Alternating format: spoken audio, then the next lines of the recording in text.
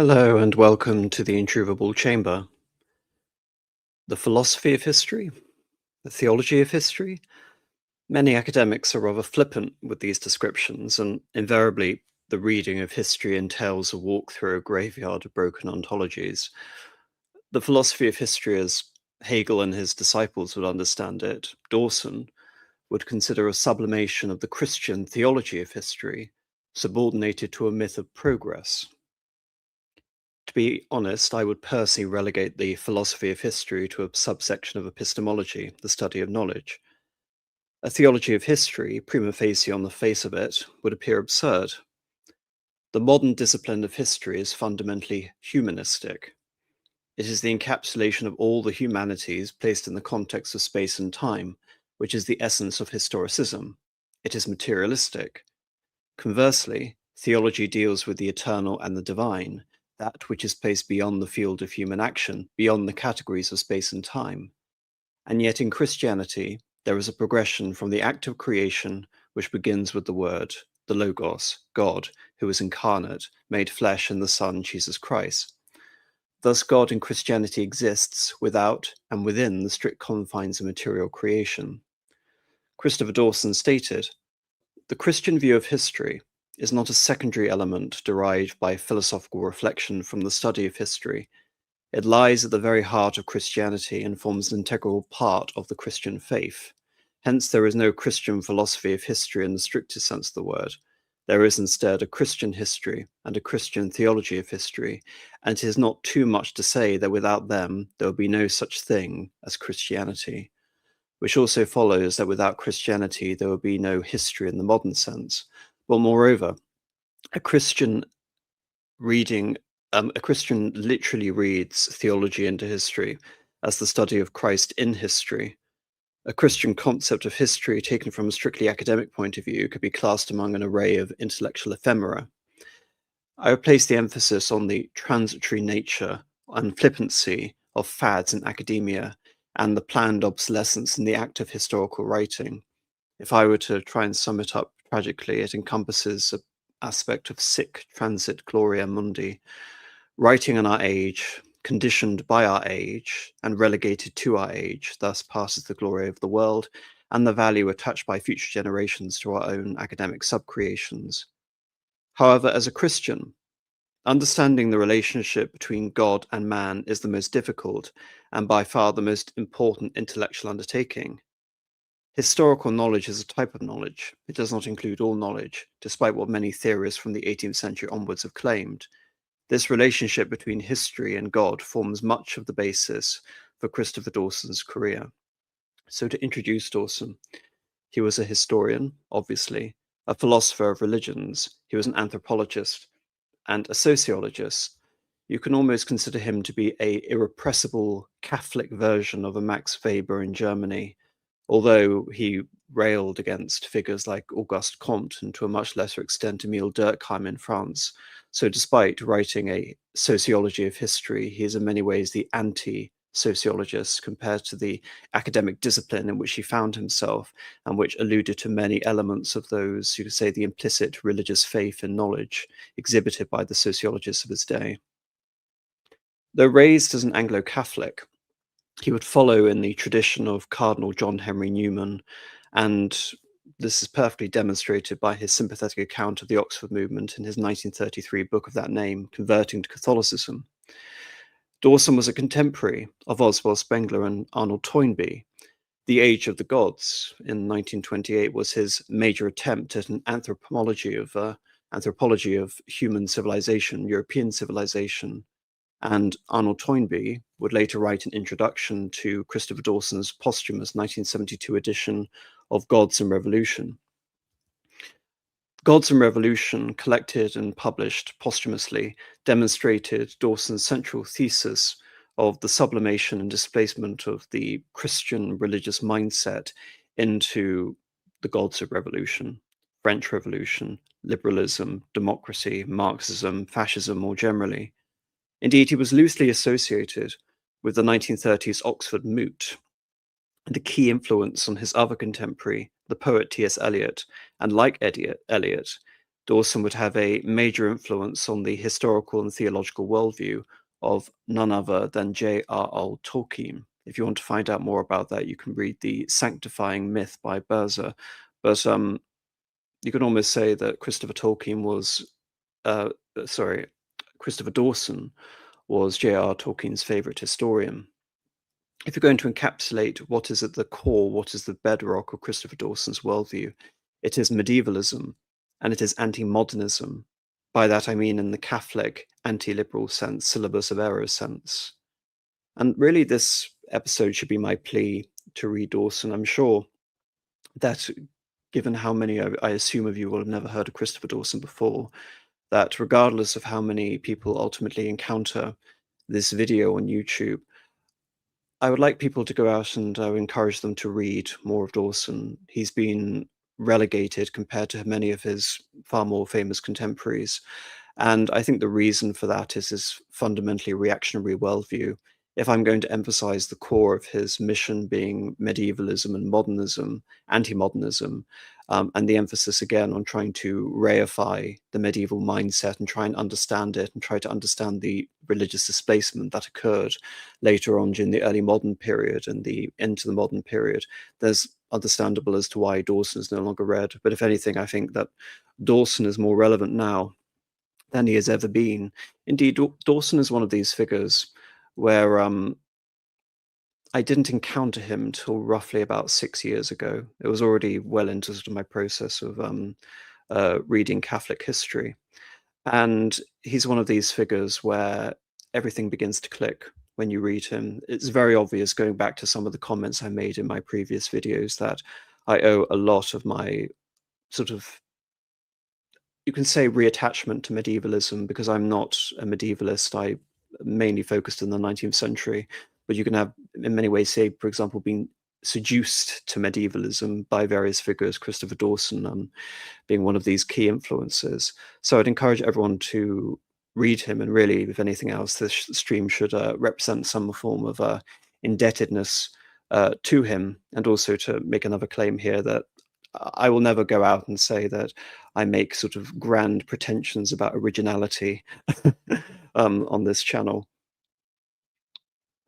I will often owe a framework or some sort of inspiration to another historian or another figure who I will try and credit as much as possible, and Christopher Dawson is one of these. For tonight, the segments that I'm reading are from The Dynamics of World History, which is a series of articles, rather sort of haphazardly collected between Dawson's writings from the 1920s until the 1950s. And it begins with the engagement of history into this Christian worldview, which I started at the beginning. And reading now from Dawson. Is history a reasonable process, or it is essentially incalculable and irrational? And indeed, it's rather interestingly, the sort of more people I encounter, the sort of people who are more sort of abstract and philosophical in temperament, will seriously engage with the idea that history has no value whatsoever, given the limited scope and capacity of historical knowledge, and that which historical teachers, even some of the good ones, will tell you ad nauseum. Hence why I reference that note about the planned obsolescence of historical writing, the historian's tragedy. It's that sort of aspect of writing history which I think can plausibly lead to the question that the entire writing or understanding of history would seem irrational to someone else. It seems to me that the Christian is bound to believe that there is a spiritual purpose in history, that is subject to the designs of providence, and that somehow or other God's will is done. But that is a different thing from saying that history is rational in the ordinary sense of the word. There are, as it were, two levels of rationality, and history belongs to neither of them. There is the sphere of completely rationalized human action, the kind of rationality that we get in a balance sheet or in the plans and specification of an architect or an engineer. And there is the higher sphere of rationality, to which the human mind attains, but which is not created by it, the higher realities of philosophy and abstract truth. In particular, the latter is referring to the metaphysics of philosophy, and in the former, I would say it simply doesn't exist. I would say Dawson is being completely flippant there. But between these two realms, there is a great intermediate region in which we live, the middle earth of life and history, and that world is submitted to forces which are both higher and lower than reason. There are forces of nature in the strict sense, and there are higher forces of spiritual good and evil which we cannot measure. Human life is essentially a warfare against unknown powers, not merely against flesh and blood, which are themselves irrational enough, but against principalities and powers, against the cosmocrats of the dark aeon, to use St. Paul's strange and disturbing expression, powers which are more rational and which make use of lower things, things below reason, in order to conquer and rule the world of man. It's very interesting. The explicit reference that Dawson's making is to St. Paul's letter to the Ephesians, in particular 6:12. For we wrestle against flesh and blood.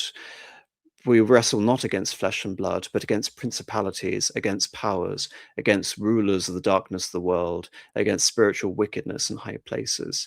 And that quote, the cosmocrats of the dark aeon, it's wonderful. It's not the biblical translation. It actually comes from the original Greek Bible, cosmokratoros tuas skoutuos tua ainoas tutu. Again, forgive my appalling Greek pronunciation, but it lends itself to that wonderful translation there. Christianity does not itself create the historical sense. It only supplies the metaphysical and theological setting for history, and an attempt to create a theory of history from the data revealed truth alone will give us not a history, but a theodicy, like St. Augustine's City of God, or the Praeparario of the Evangelica of Eusebius. Indeed, if I'm going to try and supply anything to my reading, or you can say my applications of history of ideas or conceptual history, it is exactly that. It is only to provide the sense of things, the theological contextualization for certain things existing within history. I'm not making any grand claims that this is how history should be read from a theological point of view, nor do I believe that historians should really encounter that or attempt to resolve that to an extent essentially which goes beyond the boundaries of acceptable levels of historical knowledge. And this is where it's really fascinating to, as Dawson does, get into the works of St. Augustine of Hippo and really expand upon how, say, for example, the City of God is really central to not just the understanding of the Christian conception of history, but the entire worldview encapsulated within Roman Catholicism. The modern historical consciousness is the fruit of Christian tradition and Christian culture, but not of these alone. It also owes much to humanism, which taught the European mind to study the achievements of ancient civilization and to value human nature for its own sake. Again, it's interesting because Dawson would otherwise relay this idea that humanism is in itself an offshoot of the medieval world, and much of the Christian mindset in the late medieval period. So we're talking about Albert the Great, St. Thomas Aquinas, Dante Alighieri, were creations of the medieval world, despite the fact you have people like Petrarch, who would later attempt to label periods of history, the Dark Ages, which was where we get the term from figures like Petrarch, and almost try to dehistoricize himself by placing himself in an ancient tradition which is beyond that of medievalism. He's not alone in that that sort of doomed endeavor. It was the contact and conflict of these true traditions and ideals, Christianity and humanism, classical and medieval culture, that found expression in the Romantic movement, in which the modern historical sense first attained full consciousness. It's interesting. Dawson is trying to reconcile, you can say, two completely contradictory sort of intellectual inspirations, both of them coming out of the late 17th, early 18th century.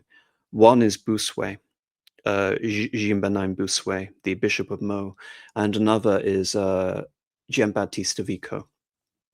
Bossuet, you can say, is the last great scriptural historian, writing as if God has a revealed plan that is made manifest in some form within the sort of excretions of history, albeit that's to majorly oversimplify Bossuet. Whereas Vico is the first of these great cultural historians with a historical sense rooted in terms of understanding history as the reading of traditions, which is Dawson's view. It's interesting that Dawson doesn't spend too much time dissecting Bossuet and Vico in particular, but it's so obvious reading Dawson that implicitly or explicitly these are the two historians who sort of come to the fore in terms of their own intellectual sort of understanding. And what is fascinating about Vico is that he is one of these romantic figures that prefigures the romantic movement by about 80 years. He wrote The New Science in 1725, and it was a post-Enlightenment work, as many other historians have claimed, before the end of the Enlightenment. But nevertheless, when he's referring to the Romantic movement, he really is referring to an epoch around the time of, you can say, the sorrows of young Werther, all the way up until the middle of the 19th century, so from about 1775 onwards.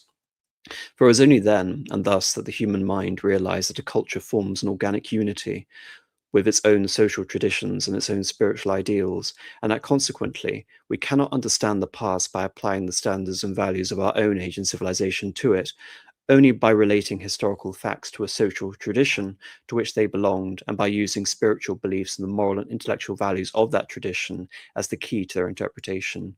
Others have referred to this as the sort of act of history being the most extreme form of tourism, and to some extent it is.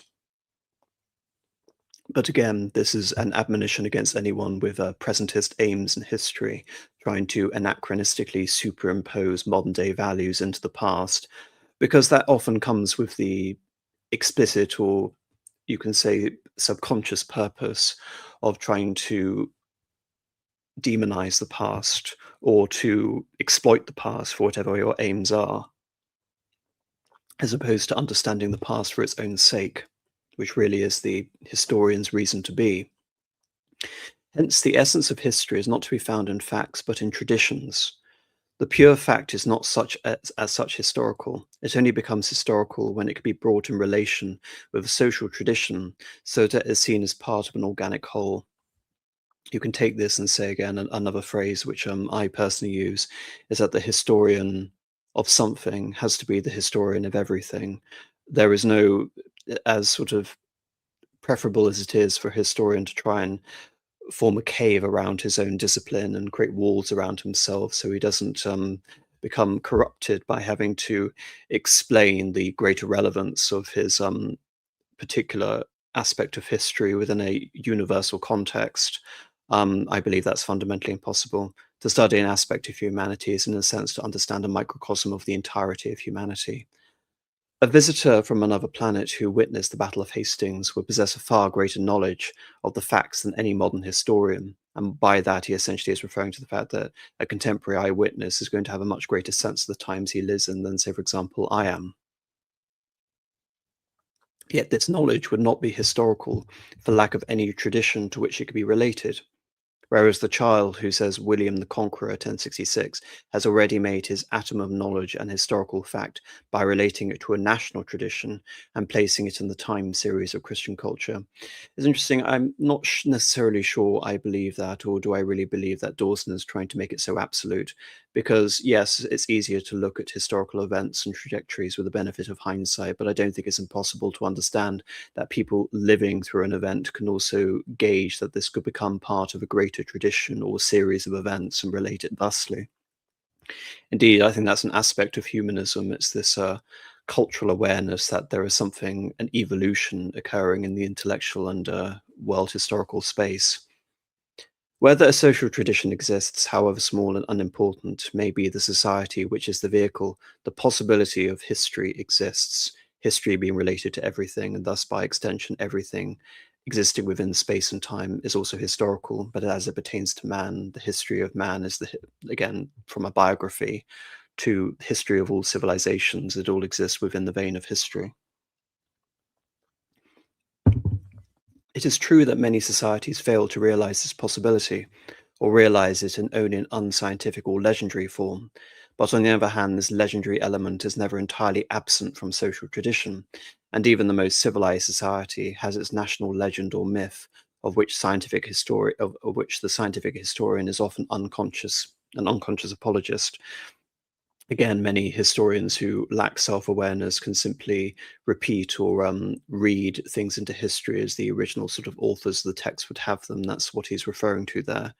And this essentially becomes ironic in the sense that you're repeating an understanding which existed at the time, but to do so, and to do so without any sort of critical examination, it is the criticism which is so key to understanding history, not simply repeating myths from the past, or worse, abusing those myths again for present purposes. No doubt, it is the ideal of the modern historian to transcend the tradition of his own society and to see history as one and universal. But in fact, such a universal history does not exist. And that is the key element. Because the universal is, again, history is universal in the sense that it is the history of human action of all times, but all history is conditioned by time and space. And he goes on to explain that as there is no history of, yet no history of humanity, since humanity is not an organized society with common tradition or a common social consciousness. In other words, because there is not a universal humanity, there are only categories of humans. Every aspect of history is therefore particular. It cannot be considered universal of all people of all times. And that, again, I think is why he sort of lends itself, this aspect of criticism lends itself so much to critiques of the ideas of progress coming out of the Enlightenment, which conceive of man in the abstract, not man as conditioned by history, man as the particular, only relating to the universal, not encapsulating the universal. All the attempts that have hitherto been made to write a world history have in fact been attempts to interpret one tradition in terms of another, attempts to extend the intellectual hegemony of a dominant culture by subordinating to all the events of other cultures that come within the observer's range and vision. In this sense, he's referring to, again, what I believe correct, which is that history is intersubjective. It is not subjective in the sense that it is simply in the mind of the beholder. It is intersubjective in the sense that it is the subjective mind qualifying other subjective interactions throughout history and trying to create a wholeness out of it, which appeals to objectivity. The appeal to objectivity is the absolute goal, but it can never be ascertained as this universal fact of history, because such objectivity, as Dawson is referring to, simply does not exist. The more learned and conscientious a historian is, the more conscious he is of the relativity of his own knowledge, and the more ready he is to treat the culture that he is studying as an end in itself, an autonomous world which follows its own laws and owes no allegiance to the standards and ideals of another civilization. For history deals with civilizations and cultures rather than civilization with the development of particular societies and not with the progress of humanity. Consequently, if we rely on history alone, we cannot hope to transcend the sphere of relativity. It is only in religion and metaphysics that we can find truths that claim absolute and eternal validity, hence the absolute contradiction between theology and history, and of course the bizarre realization that history is in many ways theological, and one would have to read theology into history. Someone is saying in the chat that this is a deeply unchristian view of history. No. What this is demonstrating is the reductio ad absurdum, the logical extension of the historical mindset. The whole purpose of the historical mindset is to, like I said, read the intentions and standards of the civilizations they are studying, as Dawson states, and that has to engender a certain level of sympathy and understanding. If you go into an event, even with a completely sort of horrific historical figure, if you write the history with the extent simply to demonize that person, not understand their motives, you haven't written a history. You've written an indictment or an excoriation. I think a good example of this actually is coming back to a topic I discussed previously, which was Hilaire Belloc and his treatment of Robespierre. Despite being a Catholic, Belloc was, I would say, very sympathetic to Robespierre. And I would say, therefore, its historical utility, therefore, has far greater value and interest. But it's also rather paradoxical that how can, again, someone who is a Catholic, who looks at Robespierre as this man who held the tabernacle of Rousseau as his core and sort of immutable principles, how could he look so sympathetically? It is as a result of the historical sense. So what Dawson is referring to here is not Christianity, but the limitations of historical sense. Hence why I say at the beginning that history can only claim a part of knowledge, not the entirety of knowledge. Hence why I will derisively refer to the philosophy of history as the reading of a minor sub-category of epistemology, the study of learning. And indeed, this is the issue, the conundrum that the historian has to resolve. And this is how Dawson attempts to resolve it, as to what the province of history is. And he goes on, Christianity, to a far greater extent than any other religion, is a historical religion, and it is knit up inseparably with the living process of history. Christianity teaches the existence of a divine progress in history, which will be realized through the church in the kingdom of God. But at the same time, it recognizes the essential duality of the historical process, the coexistence of two opposing principles, each of which works and finds concrete social expression in history.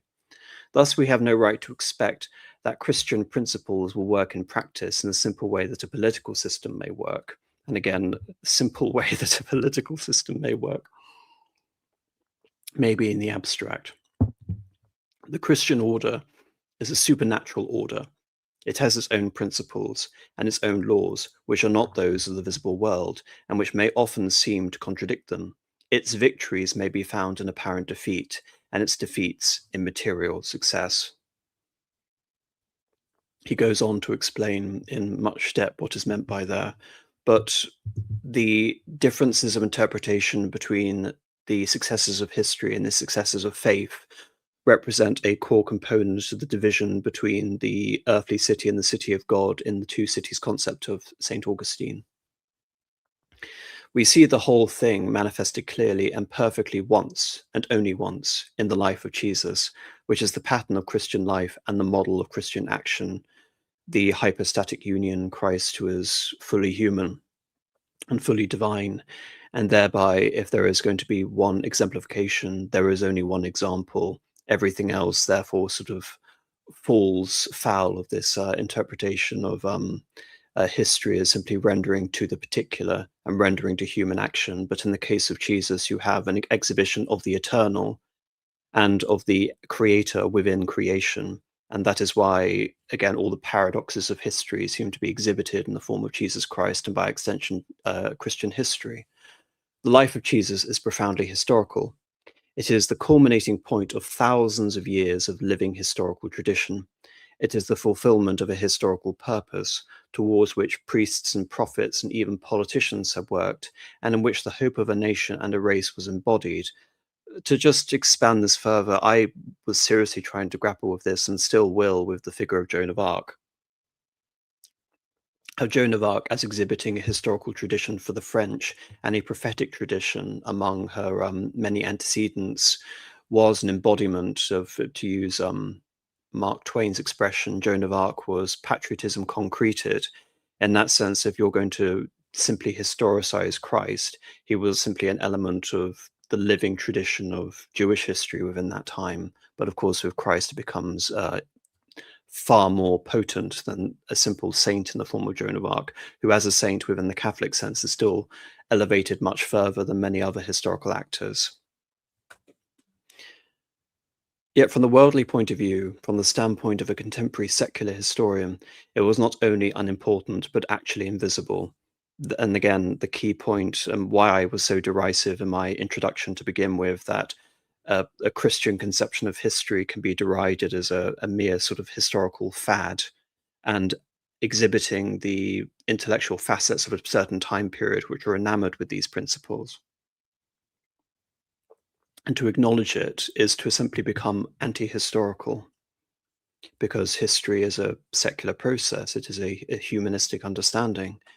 Here was a Galilean peasant who for 30 years lived a life so obscure as to be unknown even to the disciples who accepted his mission. Then there followed a brief period of public action, which did not lead to any kind of historical achievement, but moved swiftly and irresistibly towards its catastrophic endpoint, an end that was foreseen and deliberately accepted. And out of the heart of this catastrophe, there arose something completely new, which even in its success was a deception to the very people and the very race that had staked their hopes on it. For after Pentecost, after the outpouring of the Spirit and the birth of the infant church, there was an event as unforeseen and inexplicable as the incarnation itself, God made flesh, the conversion of a Cilician Jew who turned away from the traditions and from his own people, so that he seemed a traitor to both his race and religion. And who he's referring to there is the road to Damascus and the conversion of Saul to become St. Paul. So that ultimately the fulfillment of the hope of Israel meant the rejection of Israel and the creation of a new community, which was eventually to become known as the state religion of the Roman Empire, which had been the enemy of the Jew and the Christian alike. If you look at all this from without faith, from the rationalistic point of view, it becomes no easier to understand. On the contrary, it becomes even more inexplicable. Creda quia incredibile. If I'm going to translate that, I believe because it is unbelievable. Indeed, in order to become a Christian, you require faith, but as a historian, having faith in Christianity is obviously no prerequisite, which again is why Bossuet stands at the end of a tradition of sort of scriptural exegesis and understanding, and is no longer really read today. It is very difficult, perhaps even impossible, to explain the Christian view of history to a non-Christian, since it is necessary to accept the Christian faith in order to understand the Christian view of history, and those who reject the idea of a divine revelation are necessarily obliged to reject the Christian view of history as well. And even those who are prepared to accept in theory the principle of divine revelation, of the manifestation of a religious truth, which surpasses human reason, may still find it hard to face the enormous paradoxes of Christianity. That is the major extension he gives. No matter how much historical sympathy you engender or elicit towards your various subjects, it's the same. One of my sort of great limitations and many limitations as a historian is if you're going to encounter so many historical people, especially understanding St. Paul for this presentation, an understanding of ancient Greek would have come in handy for me. But unfortunately, as I don't read ancient Greek, I'm actually going to be historically inhibited from being able to understand St. Paul and many of the original writings of the Church Fathers. But understanding a whole religious mindset, to use a secular understanding of it, an episteme, a theory of knowledge which is located on the subjective, i.e. you, not being able to access that is even more of an inhibitor than the language barrier, because this isn't simply a language in terms of being able to communicate basic ideas, but this is a concept of a unitary vision of your entire sort of universe encapsulated in the subjective vision. And so not being able to understand that, therefore, I think makes the whole notion of trying to grasp at faith and the inexplicable relevance of what Dawson has sort of jokingly referred to as the Galilean peasant, all the more inexplicable. That God should have chosen an obscure Palestinian tribe, not a particularly civilized or attractive tribe either, to be the vehicle of his universal purpose for humanity, is difficult to believe. But this is the purpose that should have been finally realized in the person of a Galilean peasant executed under Tiberius, the Emperor Tiberius, that this event was the turning point in the life of mankind, the key to the meaning of history. All this is so hard for the human mind to accept that even the Jews themselves were scandalized, while to the Greek philosophers and his secular historians this seemed sheer folly. Nevertheless, these are the foundations of the Christian view of history, and if we cannot accept them, it is useless to elaborate idealistic theories and call them Christian philosophy of history, as has often been done in the past. For the Christian view of history is not merely a belief in the direction of history by divine providence, it is a belief in the intervention by God in the life of mankind by direct action at certain definite points in time and place. The doctrine of the Incarnation, which is the central doctrine of the Christian faith, is also the center of history, and thus it is natural and appropriate that our traditional Christian history is framed in a chronological system which takes the year of the Incarnation as its point of reference and reckons its annals back and forwards from this fixed center, unless you're one of these AI historians who for some reason is obliged to use CE instead of AD. No doubt it may be said that the idea of divine incarnation is not peculiar to Christianity. If we look at typical examples of these non-Christian theories of divine incarnation, such as the Orthodox Hindu expression of it in the Bhagavad Gita, we shall see that it has no significance for history as the Christian doctrine possesses. It is not only that the divine figure of Krishna is mythical and unhistorical, it is that no divine incarnation is regarded as unique, but as an example of a recurrent process which repeats itself and again ad infinitum in the eternal recurrence of the cosmic cycle. It was against such ideas as represented by the Gnostic theosophy of that Saint Irenaeus asserted the uniqueness of the Christian revelation and the necessary relation between the divine unity and the unity of history, that there is one Father, the creator of man, and the Son who fulfills the Father's will, and one human race in which mysteries of God are worked out so that the creature, conformed and incorporated with his Son, is brought to perfection. For the Christian, the doctrine of incarnation is not simply a theophany, a revelation of God to man. It is a new creation, the introduction of a new spiritual principle, which gradually leavens and transforms human nature into something new. The history of the human race hinges on this unique divine event, which gives spiritual unity to the whole historical process. First, there is the history of the Old Dispensation, which is the story of the providential preparation of mankind for the incarnation, when the fullness of time, to use St. Paul's expression, had come. Secondly, there is the New Dispensation, which is the working out of the incarnation in the life of the Christian Church. And finally, there is the realization of the divine purpose in the future, the final establishment of the kingdom of God when the harvest of this world is reaped. Thus, the Christian conception of history is essentially unitary. It has a beginning, a center, and an end. The beginning, the center, and this end transcend history. They are not historical events in the ordinary sense of the word, but acts of divine creation to which the whole process of history is subordinate. For the Christian view of history is a vision of history sub specie eternitatis, an interpretation of time in terms of eternity and of human events in the light of divine revelation, and thus Christian history is inevitably apocalyptic, and the apocalypse of Christian is the Christian substitute for the secular philosophies of religion of history. Interesting phrase in Latin, sub specie eternitatis, under the aspect of eternity, to be universally and eternally true. This is actually referencing Spinoza, of all people, who was part of this sort of rationalist revolution around the time of Descartes, is like Dante, one of these figures who sort of straddles the line between the quote unquote the medievals and the moderns. But it's the emphasis on a priori knowledge. It is knowledge before inductive reasoning. In other words, you can say, if you're going to secularize this, the whole basis of under the aspect of eternity is metaphysics. And it encapsulates the contradiction that the historian needs to encounter.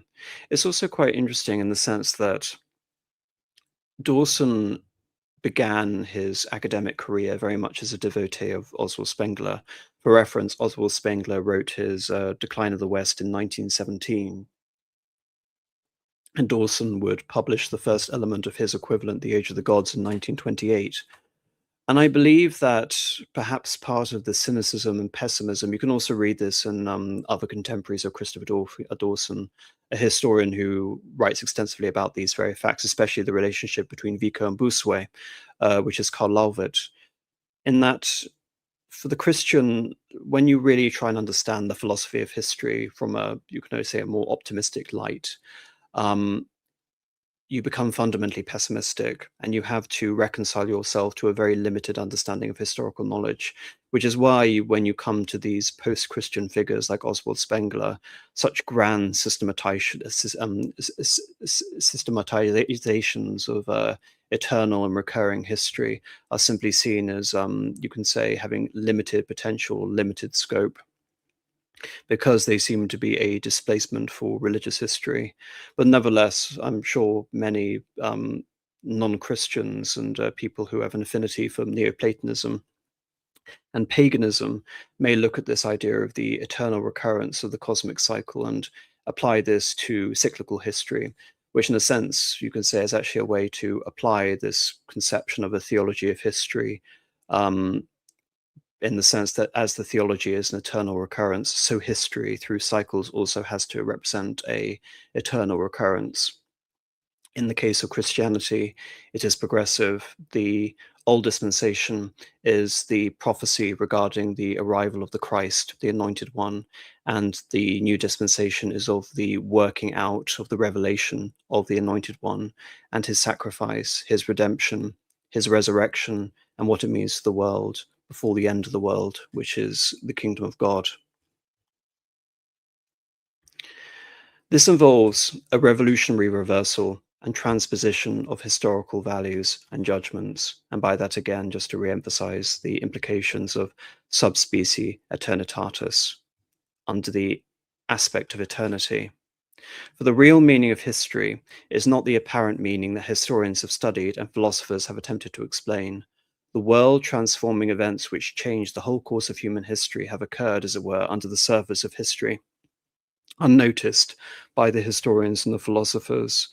As for figures like Oswald Spengler, I'm not going to say that Oswald Spengler wasn't also completely aware of this, because he indebted a lot of his, acknowledged the debt he owed to Joachim Fiore, who in many ways was one of the great Christian exemplars of this whole systemization of the historical process. The world-transforming events which changed the whole course of human history have occurred, as it were, under the surface of history, unnoticed by the historians and the philosophers. This is the great paradox of the gospel, as St. Paul asserts with such tremendous force. The great mystery of the divine purpose, which has been hidden throughout the ages, has now been manifested in the sight of heaven and earth by the apostolic ministry. Yet the world, and by that he's referring to the church, yet the world has not been able to accept it because it has been announced by an unknown, insignificant men in a form which was unacceptable and incomprehensible to the higher culture of the age, alike Jewish and Hellenistic. This is essentially referring to the intellectual backwater that St. Paul and the first Christians out of Antioch inhabited in the minds of the refined Romano-Greek civilization, and indeed the Pharisaic culture of Israel before the destruction of Jerusalem in the year 70. The Greeks demand philosophical theories, the Jews demand historical proof. But the answer of Christianity is Christ crucified, verbum crucis, the story of the cross. Scandal to the Jews and absurdity to the Greeks. It is only when this tremendous paradox, with its reversal of all hitherto accepted standards of judgment, has been accepted, that the meaning of human life and human history can be understood.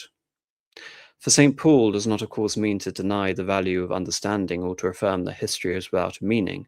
What he asserts is the mysterious and transcendent character of true knowledge, the hidden wisdom which God ordained before the world to our glory, which none of the rulers of this world know, hence the limitations of historical knowledge by extension.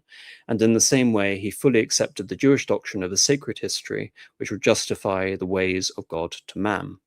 What he denied was an external justification by the manifest triumph of the Jewish national hope. The ways of God were deeper and more mysterious than that, so that the fulfillment of prophecy towards which the whole history of Israel had tended had been concealed from Israel by the scandal of the cross. This referring to the whole nature of, again, the revolutionary implications of the nature of the Christ, but also the whole eschatology around the Jewish second coming, which Jews still don't believe has occurred. Nevertheless, the Christian interpretation of history as we see it in the New Testament and the writings of the Fathers follows the pattern which had already been laid down in the Old Testament and in the Jewish tradition. Any understanding of the liturgy is focused on this: the Old Dispensation, the prophecy, and the revelation and the Gospels, the good news. There is, in the first place, a sacred history in the strict sense. That is to say, the story of God's dealings with his people and the fulfillment of his eternal purpose in and through them, that being Israel. And in the second place, there is the interpretation of an external history in the light of this, the central purpose. This took the form of a theory of successive world ages and successive world empires, each of which had a part to play in this divine drama. The theory of world ages, which became incorporated in the Jewish apocalyptic tradition and was ultimately taken over by Christian apocalyptic traditions, was not, however, of Jewish in origin. It was widely diffused throughout the ancient world in Hellenistic times, and probably goes back in the origin to the tradition of the Babylonian cosmology and the astral theology. The theory of the world empires, on the other hand, is distinctively biblical in spirit and belongs to the central message of Hebrew prophecy. For the divine judgment, which it was the mission of the prophets to declare, was not confined to the chosen people. The rulers of the Gentiles were also the instruments of divine judgment, even though they did not understand the purpose that they served. Each of the world empires had in turn acted according to its divinely appointed task to perform, and when the task was finished, their power came to an end, and they gave place to their successors. As the covenant of Yahweh had an historical origin, it also found a historical fulfillment. Only insofar as Israel fulfilled this theophoric mission, theophoric literally meaning to carry God, could it enjoy these theophoric privileges, as in having God's protection. The misfortune of Israel were the judgments of Yahweh, and every historical crisis was a call for Israel to return to the laws of Yahweh, and thus to renew the validity of the covenant, beginning with the tale of Moses and the Ten Commandments and the worship of the golden idol. In the writing of the prophets, we see how the successive crises of the Jewish history were the occasion of fresh revelation of the divine vocation of Israel and of the divine purpose in history. The vision of the prophets was no longer limited to the kingdom of Judah and Israel. It extended to the surrounding nations and the world empires that were eating them up. Even the kingdoms that were the enemies of the people of Yahweh were the instruments of Yahweh and had their part to play in the working out of his purpose. Assyria was the rod of God's anger and would be broken and cast aside when it was done, and thus the judgment of Yahweh was no longer confused to the offenses of Israel. It was a world judgment against the injustice, but above all, against the pride of man. And from this, he takes a segment from Isaiah 2:12-7. For the day of the Lord of hosts shall be upon everyone that is proud and lofty, and upon everyone that is lifted up, and he shall be brought low, and upon all the cedars of Lebanon, and upon all the oaks of Bashan, and upon all the great mountains, and upon all the high hills, and upon every high tower, and upon every fenced wall, and upon all the ships of Tarshish, and upon all that is fair to behold. And the loftiness of man shall be brought down, and the haughtiness of man shall be humbled, and the Lord alone shall be exalted in that day. Through this denunciation of divine wrath, there is an increasing revelation of the hope of Israel. The New Jerusalem will not be a kingdom like the kingdoms of the Gentiles, but an eternal and universal kingdom founded on a new spiritual covenant.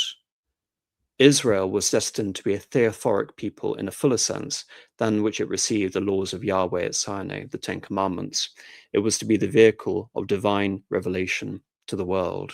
And that, in a sense, is, again, why the scandal of the cross is so pivotal in terms of understanding the split between the converted Jews and the Pharisaic religion or rabbinic Judaism. The nature of how this vehicle of divine revelation to the world would appear and what it essentially entails regarding the favored race of the Jews versus the nations of Gentiles, which, if you're going to again read the Old Dispensation and understand that the kingdom of the Gentiles simply exists to be able to enact some form of divine retribution upon God's chosen people, Israel, everything is still focused on the Jewish interpretation of history. The Jewish interpretation of history finds its most systematic expression in the Book of Daniel, which formed a model for the latter apocalyptic literature. I've done a whole video dedicated to the prophecy of the Book of Daniel if you want to find out more about this regarding the prophecy of the kingdoms and the Holy Roman Empire. It no longer takes the form of isolated prophecies and denunciations of particular judgments, but of a synthetic view of world history as seen in the series of world empires which occupy latter times. Each empire has its allotted time, and when the sentence of the watchers has gone forth, its kingdom is numbered and finished. And at the same time, the transcendent character of the messianic hope is brought out more clearly than before.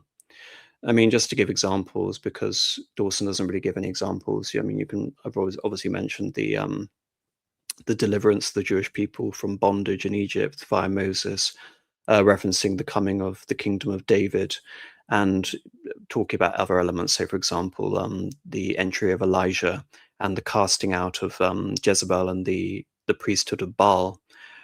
The kingdom of God does not belong to the series of the world empires. It is something that comes, and of course, another deliverance would be the intervention of the Persian king Cyrus and the ending of the Babylonian captivity of the Jews and their return to Israel, which again, from the point of view of this early old dispensationalist history, would only be seen again as one of these moments where God is acting through these external Gentile actors, in this case being the King of Kings of the Persian Empire. The kingdom of God does not belong to the series of the world empires. It is something that comes in from the outside and replaces them. It is the stone cut out of the mountain without the hands that crushes the fourfold image of the world empire to powder and grows till it fills the whole world. And again, that is paraphrasing the book of Daniel. And like I said, I have a whole video dedicated to it, which I go into more depth. It is the universal kingdom of the Son of Man, which will destroy the kingdoms of the four beasts and will endure forever. Cyrus, did I say, what did I say? Cyrus? Anyway. But again, that's an element. Another recurring element is that, as depending on your interpretation of the various kingdoms, from the gold to the brass to the iron, it's this whole notion that every form of earthly kingdom is also a degeneration. But in the destruction of the iron giant, again, we'll be delivered up and understand the whole nature of Christ's sacrifice and the entry of the kingdom of God. Thus, the meaning of history was not to be found in the history of the world empires in themselves. Again, distinct from the purpose of history. The purpose of history is essentially whatever the historian decides to call his subject and trying to attain the truth of whatever, again, subject he has decided or deigned to tackle. The past as it really happened, but within a theological sense, again, what sort of role these empires have is part of the whole sort of nature of theology impinging on history. They were not the ends, but the means, and the inner significance of history was to be found in the apparent insignificant development of the people of God. Again, theology reoccurring in history. Now, this prophetic view of history was taken over by the Christian church and applied on a wider and universal scale. The divine event which had changed the course of history had also broken down the barrier between Jews and Gentiles, and the two separated parts of humanity had been made one in Christ, the cornerstone of this new world edifice. The Christian attitude to a secular history was indeed the same as that of the prophets, and the Roman Empire was regarded as the successor of the old world empires like Babylon and Persia. But now it was seen that the Gentile world, as well as the chosen people, were being providentially guided towards this common spiritual end. And this end was no longer conceived as the restoration of Israel and the gathering of all the exiles among the Gentiles. It was the gathering together of all the spiritually living elements throughout mankind into a new spiritual society. The Roman prophet Hermas in the 2nd century describes the process in the vision of the White Tower that was being built among the waters by tens of thousands of men who were bringing stones dragged from the deep sea or collected from the 12 mountains which symbolize the different nations of the world. Some of these stones were rejected and some were chosen to be used for the building. And when he asks concerning the times and whether the end is yet, he answered, "Do you not see that the tower is still in the process of building? When the building has been finished, the end comes." That, of course, is also a reference to the Tower of Babel, the unification of all nations on earth. Again, the fallacy of the Tower of Babel, it's an allegory for understanding that the kingdom of heaven is not of this world, and the error of the architects of the Tower of Babel again was trying to create the unity on earth, the utopia on earth. Again, utopia, no place. It's a joke by St. Thomas More. But nevertheless, the image of the White Tower, you can sort of see how elements of this are sort of building into Tolkien, because as with Tolkien, as with Dante, the image of the tower is a recurring theme, especially as you're descending through the ranks of hell. And again, it's all bound up with this association of the anti-civilization, or the civilization which has cast itself in a unity against the divine, which builds the tower. And thus, when history ends, the tower comes to an end. Because if the completion of the tower is in itself the end of history, then that is the secular vision of the utopian society. This vision shows how Christianity transfers the meaning of history from the outer world of historic events to the inner world of spiritual change, and how the latter was conceived of as the dynamic element in history and as a real world-transforming power. But it also shows the primitive Christian sense of an imminent end, led to a foreshortening of the time scale and distracted man's attention from the problem of the future destinies of human civilization. It was not until the time of the conversion of the Roman Empire and the peace of the Church that Christians were able to make a distinction between the end of the age and the end of the world, and to envisage the prospect of a Christian age and civilization, which was no millennial kingdom, but a field of continual effort and conflict. What he means by the end of the age is typical in the sense that we have the prophecy of Daniel dividing up the kingdoms. That in itself is a demarcation point for the eons of man. If we're going to look at it as the progression of these various world empires. The millennial kingdom is the earthly kingdom. It is the fallacy of having built up the Tower of Babel to inaugurate a utopia on earth, which Dawson, as an Orthodox Catholic, very much disagrees with, as opposed to a more sort of heterodox notion of the second coming being an earthly event and not a divine event. And I'll get more into really the implications of all that sort of element of philosophy here. But again, it's the reconciling the fact that I talked this roughly regarding the whole nature of the catacon, the universal gathering of this new spiritual society under a new secular domain or empire, being the Roman Empire, and what the implications of that are, which Dawson now goes into. All Christians, whether they were millenniarists, again those believing essentially in the second coming being an earthly kingdom or not, believed they were already possessed to pledge and foretaste the future kingdom in the church. They were not, like the other religious bodies of the time, a group of individuals united by common beliefs and a common worship. They, by their own self-conception, I'm editorializing a bit here, were the true people.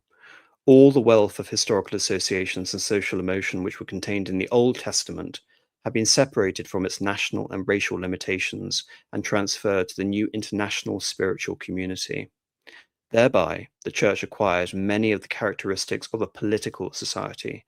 That is to say, the Christians possessed a real social tradition of their own and a kind of patriotism which was distinct from that of the secular states in which they lived.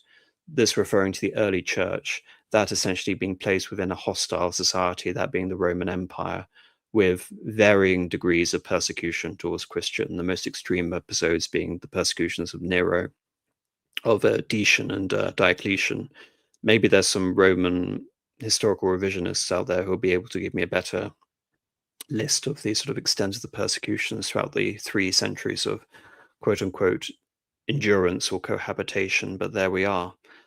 This social dualism is one of the most striking characteristics of early Christianity. Indeed, it is characteristic of Christianity in general. The idea of two societies and twofold citizenship is found nowhere else in the same form. It entered deeply into St. Augustine's thought and supplied the fundamental theme of the city of God. In fact, St. Augustine's idea of the two cities is no new discovery. It is a direct inheritance from tradition.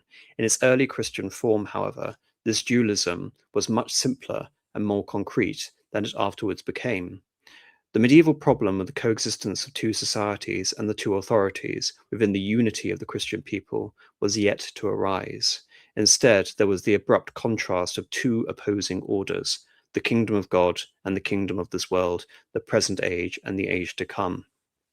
Again, another theme is not just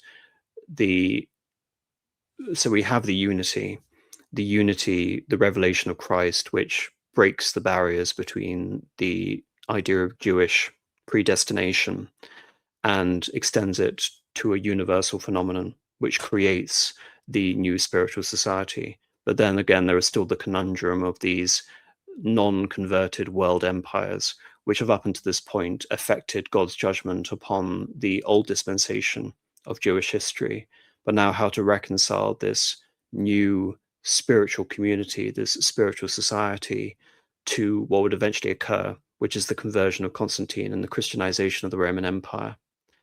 The empire was the society of the past, the Roman Empire, and the church was to be the society of the future, and indeed it was historically. And though they met and mingled physically, there was no spiritual contact between them, referencing the fact again that part of the success, you can say politically, of the Roman polytheistic religion is the fact that the divine cult and the Roman gods could cohabit with other particular pagan systems. But the issue for Christianity, of course, is that it is universal and it alone holds to be true, and all other religions are false, and that there can be no cohabitation or compromise on this issue. And therefore, unless if there is going to be spiritual contact between them, it has to be considered again extra spiritual, render unto Caesar what is Caesar's, because the caveat is, say, for example, when Diocletian in the 1280s, sorry, the 280s and 290s, forces the Christians to offer up sacrifices to the Roman pagan gods, the notion is that to do so, to pass, is to betray, and you have betrayed your faith in order to become a good citizen of the Roman Empire. Um, Indeed, this is something that Aristotle also speaks about, but of course, in this case, you can say the Christian sense has taken Aristotle, and as what would happen par excellence with St. Thomas Aquinas, the Aristotelian sense has become Christianized, whereas no longer the citizen, a good person in a bad government is by nature a bad citizen. Again, it's infused with a Christian recontextualization. It is true, as we have seen, that the Christian recognized the powers of this world as ordained by God and observed a strict but passive obedience to the empire, render unto Caesar. But this loyalty to the state was purely external. It simply meant, as St. Augustine says, that the church during her commixture with Babylon must recognize the eternal order of the earthly state, which was the advantage of both, utama et nos sua pace, this being a reading of the city of God, that the peace of God's enemies is useful to the piety of his friends as long as their earthly pilgrimage lasts. Hence, there could be no bond of spiritual fellowship or common citizenship between the members of these two societies. In his relations with the state and secular society, the Christian felt himself to be alien, peregrinus. His true citizenship was in the kingdom of heaven. Tertullian wrote, "Your citizenship, your magistracies, and the very name of your curia is the Church of Christ. We are called away even from dwelling in the Babylon of the Apocalypse, how much more from the sharing in its pomps? For you are an alien in this world and a citizen of the city of Jerusalem that is above." Again, the repeated references to Babylon are endemic again of looking at the history and all these various biblical precedents. That yes, this is a form of technical obedience, but is also seen as a form of captivity. The Cyrus will come, the intervention of God in the world empires to correct this, and in this instance, the Cyrus who is going to come and release the Christians from this Roman Babylonian captivity is, of course, the first Christian emperor, Constantine. It is true that Tertullian was a rigorist. In this respect, at any rate, his attitude did not differ essentially from that of other fathers, such as St. Cyprian, or of the earlier tradition in general. By a rigorist, of course, that is not a traitor, one who is not willing to compromise. And this is where the etymology of traitor itself comes from, by the way, this willingness to make concessions to the pagan Roman Empire. There was, however, a growing tendency in the 3rd century for Christians to enter into closer relations with the outer world and to assimilate Greek thought and culture. This culminated in Origen's synthesis of Christianity and Hellenism, which had a profound influence not only on theology, but also on the social and political attitude of Christians. Porphyry remarked that though Origen was a Christian in his manner and life, he was a Hellen in his religious thoughts and superstitiously introduced Greek ideas into alien myths. This is, of course, the exaggeration of a hostile critic, but nevertheless, it is impossible to deny that Origen is completely Greek in his attitude to history and cosmology. He broke entirely, not only with the millenarious tradition, but also with the concrete realism of Christian eschatology, and substituted in its place the cosmological speculations of later Greek philosophy, that being Neoplatonism. The kingdom of God was conceived by him in a metaphysical sense as the realm of a spiritual reality, the supersensuous and the intellectual world, again, Platonic theory of forms. The historical facts of Christian revelation consequently tended to lose their unique value and became the symbols of higher immaterial realities, a kind of Christian mythos. And again, this happens later in the 18th century, where many of the ideas, you can say, which are enforced by the categorical imperative are relegated to this form of a metaphysic of ideals or political sort of realities or forms, such as the idea of truth and love. That Christianity is particular. Christianity is actually a lesser form of these higher Platonic noble virtues contained within the theory of forms, the pure abstraction. And of course, if you're looking at this from the point of view of a Hellenized upper class strata of the Greek culture and a Greek lingua franca, then yes, someone is mentioning discarnating, yes, to de-emphasize Christ in the role of what the Christian essentially teaches. In place of the sacred history of humanity from the fall to the redemption, we have a very cosmic drama like that of Gnostic systems, in which the heavenly spirit falls from their immaterial bliss to the bondage of matter or into the form of demons. Gnostic, of course, gnosis, to know, knowledge systems which accompany the rise of Christ. Many such Gnostic systems, again, heresies, differing religions, overall systems of knowledge, they exist sort of contemporaneously alongside Christianity, and you can say find various expressions and forms throughout the history of the last 2,000 years. In whatever place, strange place, you may ultimately find them, like the saloons of Paris in the 1780s. Salvation consists not in the redemption of the body, but in the liberation of the soul from the bondage of matter and its gradual return through the 7 planetary heavens to its original home. Consequently, there is no longer any real unity in the human race, since it consists of a number of individual spirits who have become men, so to speak, accidentally in consequence of their own faults in a previous state of existence. No doubt these ideas are not the center of Origen's faith. They are counterbalanced by orthodoxy of intention and a desire to adhere to a Catholic tradition. Nevertheless, they inevitably produce a new attitude to the Church and a new view of its relation to humanity.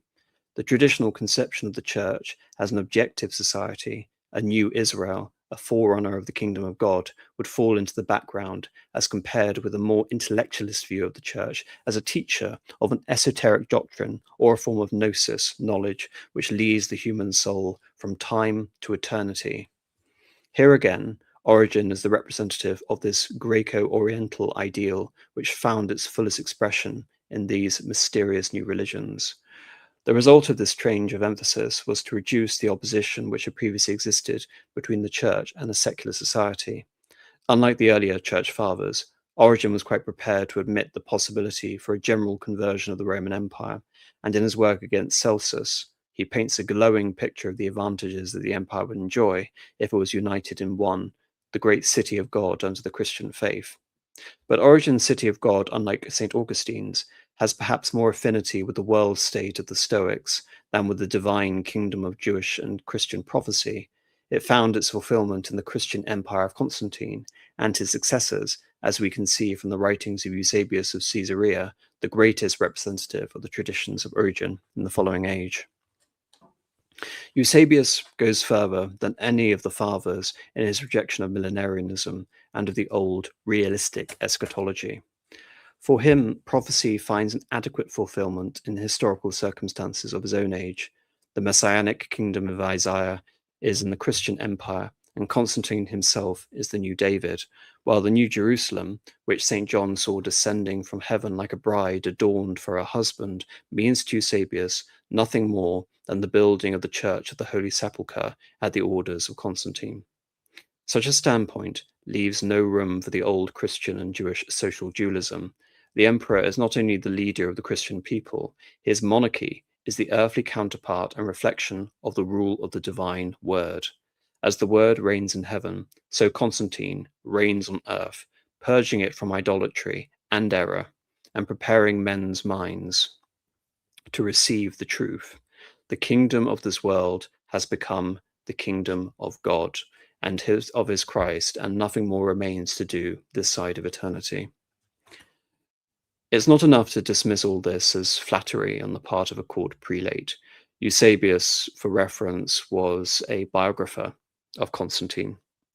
The Eusebian ideal of monarchy has a great philosophical and historical tradition behind it. It goes back, on the one hand, to the Hellenistic theory of kingship, as represented by figures such as Dio Chrysostom, and the other to the Oriental tradition of sacred monarchy, which is as old as civilization itself, referring to Alexander the Great and Darius, etc., and going all the way back to Nebuchadnezzar, and that's not a very good example, but the early kings of the early sort of sacred kings of Mesopotamian and Egyptian traditions. It is true that it's not specifically Christian, and it is entirely irreconcilable with the strict religious attitude of men like Athanasius, who were prepared to sacrifice the unity of the empire to a theological principle. Nevertheless, it was ultimately destined to triumph, at least in the East, for it finds its fulfillment in the Byzantine church state, indissolubly united under the rule of an Orthodox emperor. Under the Roman Empire, as in sacred monarchies of the Oriental type, the state is exalted as a superhuman power, which the individual personality has no rights and the individual will has no power. In the East, even Christianity proved powerless to change this tradition, and alike in the Byzantine Empire and in Russia, the Church consecrated anew the old Oriental ideas to an omnipotent sacred state and a passive people. That is referring to the traditions of Tsarism and the affiliations with Tsar and Christ, and it's why whenever there is an opposition to the Tsar, the association is Christ versus Antichrist, because the figure of the Orthodox Tsar is that much more elevated within the conception of the Orthodox religious mindset. However, I think one of the weaknesses of Christian Dawson, it was something I was really trying to unpack when reading through his material, is his understanding of the relationship between a Catholic theology of history versus an Orthodox theology of history. He deals with the issue of Protestantism far more extensively than deals with the relationship between the Orthodox Church. To reference, he is very interested in the origins of the schism. He has a book dedicated to it. He is part of this trend of historians who is aware of the growing Byzantinism of sort of British intellectuals in particular over the course of the 20th century. He's willing, however, to, I would say, dismiss a lot of their conceptions of orthodoxy as simply being an extent of the cult of devotees around Dostoevsky, and Dostoevsky really being, you can say, a great medium for understanding not just aspects of contemporary Russian Orthodoxy in the 19th century, but all of the intellectual fads and religious mindsets, which he ridicules to some extent in equal measure throughout his various novels. In particular, certain characters in Crime and Punishment, but what have you. I think he has caricatured the relationship between the emperor and the church a bit here. Obviously, Eusebius and Augustine are the sort of two characters who he believes almost as archetypes within the Eastern and Western traditions. But an idea which I really want to unpack is the relationship between the church, the Eastern Empire, and Symphonia. This isn't a conversation because this is a Dawson-centered conversation, but nevertheless, that's an aspect for another time. Another element which occurred to me when reading about Dawson was how he would deal with a concept such as Palamism.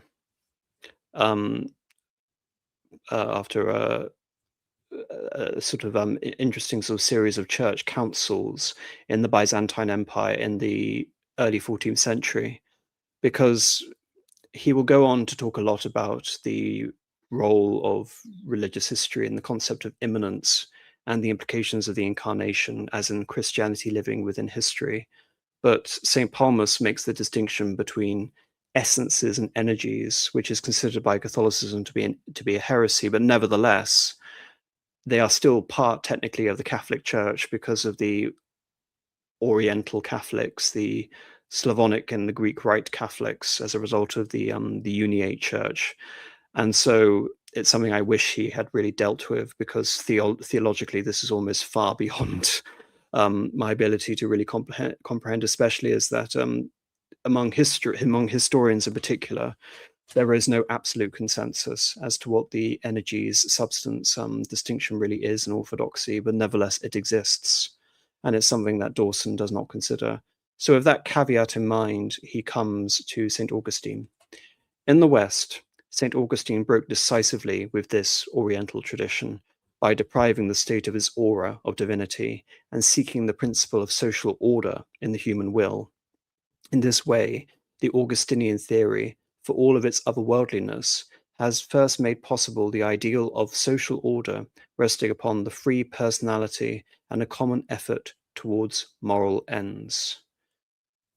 Distinction in political theory between, again, Roman Catholicism and Orthodoxy will actually go on, and some have considered that St. Augustine is not just the founder of medieval politics, as we know of it, or at least as sort of a medievalist would construe it as.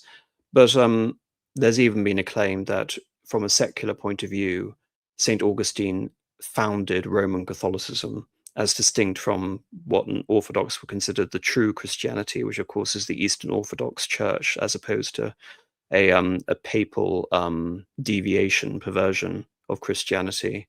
But nevertheless, this is all to emphasize again the centrality of St. Augustine, especially to Dawson's conception of a theology of history. St. Augustine's City of God interprets the course of universal history as an unceasing conflict between two dynamic principles embodied in two cities and social orders, the city of man and the city of God, Babylon and Jerusalem, which run their course side by side, intermingling with one another and sharing the same temporal goods and temporal evils, but separated from another by an infinite spiritual gulf. Someone is mentioning Caesaropapism. Caesaropapism, the first time I heard that term or encountered that term was actually reading Francis Fukuyama, of all people. But it's a term I dislike because it's too informed by a Western Catholic tradition of understanding orthodoxy and its relationship to power. So it's not a term I would especially use. I mean, if I have to point to one example which really sort of rails against this whole notion of fetishization of the state in orthodoxy, I would point to a lauded saint within orthodoxy who tried to reconfigure the relationship between the emperor in Eastern Rome and the Patriarch of Constantinople, who was Saint Photius. But continuing on, thus Saint Augustine sees history as the meeting point of time and eternity. History is a unity because the same divine power which shows itself in the order of nature, from the stars to the feathers of the birds and the leaves of the trees, also governs the rise and fall of the kingdom and empires. But this divine order is continually being deflected by the downward gravitation of human nature to its own selfish ends, a force which attempts to build its own world in those political structures that are organized expressions of human ambition and lust for power. This does not, however, mean that St. Augustine identifies the state as such with the civitas terrena, the earthly city, and condemns it as essentially evil. On the contrary, he shows that its true end, the maintaining of temporal peace, is a good, which is in agreement with the higher good of the city of God, so that the state in its true nature is not so much the expression of self-will and the lust for power as a necessary barrier which defends humanity from being destroyed by the forces of destruction. This would go into the pseudo-Methodius and the idea of the catacomb, albeit I'm not sure necessarily that Dawson himself is so convinced of the association essentially between St. Augustine not being very much intent on vilifying the earthly city. Is certainly a course of discussion among historians, especially if you read the city itself and the language that he employs. It is only when war and not peace is made the end of the state that it becomes identified with the civitas terrena in the bad sense of the word. We see only too well that the predatory state that lives by war and conquest is a historical reality, and St. Augustine's judgment on secular history is a predominantly pessimistic one, which sees the kingdoms of this world as founded in injustice and extending themselves by war and oppression. The ideal of temporal peace, which is inherent in the idea of the state, is never strong enough to overcome the dynamic force of human self-will, and therefore whole concepts of course of part of history apart from divine grace is the record of successive attempts to build towers of Babel which are frustrated by the inherent selfishness and greed of human nature. Again, a recurring motif throughout all of Dawson's writings. The horrific implications of the civitas terrena, the earthly city, to build false unities on earth, which will inevitably crumble because they are utopias, there are no places. It shouldn't be surprising to really anyone listening that Dawson was an avid critic of statism and totalitarianism in general. Indeed, you can say that he was probably one of the most resolute and prophetic of these figures of the 20th century in terms of understanding the implications of fascism, National Socialism, as emanating out of this same cause. The idea is to build towers of Babel and this sanctification of the earthly city, and why he despised them for that very reason. The exception, however, is all important. The blind forces of instinct and human passion are not the only powers that rule the world. God has not abandoned creation. He communicates to man by the grace of Christ and the action of the Spirit, the spiritual power of divine love, which alone is capable of transforming human nature. Again, one of the cardinal virtues, faith, hope, and charity, caritas, love. As the natural force of self-love draws down the world to multiplicity and disorder and death, the supernatural power of the love of God draws it back to unity and order in life. And it is here that true unity and significance in history is to be found. For love, in St. Augustine's theory, is the principle of society, and as the centrifugal and destructive power of self-love creates the divided society of the civitas terrena, the unitive and creative power of divine love creates the city of God, the society that unites all men of good will in eternal fellowship, which is progressively realized in the course of the ages. Although this is a cardinal virtue for Christians, he has a complicated relationship with Friedrich Nietzsche, but nevertheless you can listen to aspects such as self-love, self-actualization, the will of the world city, the will to power, self-will, slave morality, master reality, the mythical Übermensch, and of course understand that Christopher Dawson was very much in many ways reacting to the whole notion coming out of Nietzsche that God is dead and it is humanity that has killed him. You can read the motif of God is dead into many aspects of this criticism of the idea of constructing new towers of Babel. But I can also read, you can say, attempts by secularists to try and reconcile that to a post-Christian philosophy. One such thing I think of is the Kantian categorical imperative. Having metaphysically destroyed the proofs of God, Kant has to try and resolve the existence of morality and free will. And so it is founded on this idea of communal love, the absence of self-love, entailed by reason, which becomes the categorical imperative.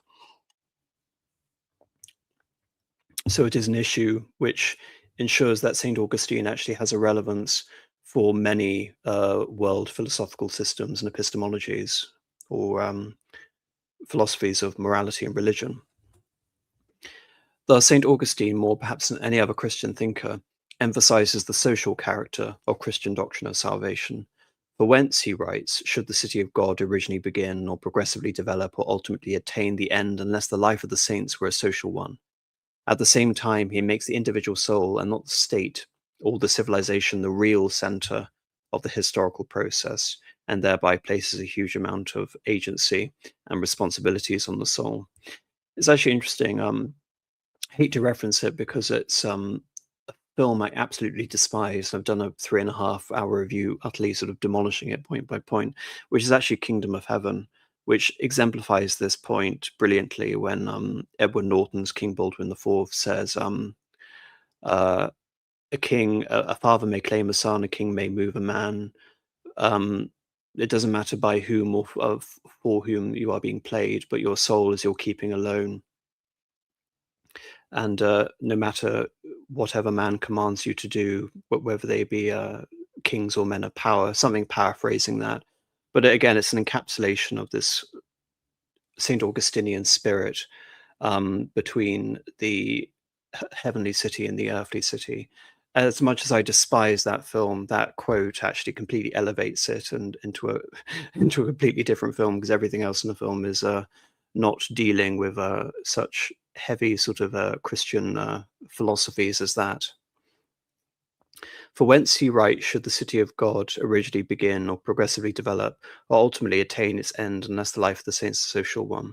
But at the same time, he makes the individual soul, not the state or the civilization, the real center of the historical process. Whether the power of love moves the human, will there be the city of God? Sorry, wherever the power of the divine love moves the human will, there the city of God is being built again, is basically the phrase from Kingdom of Heaven.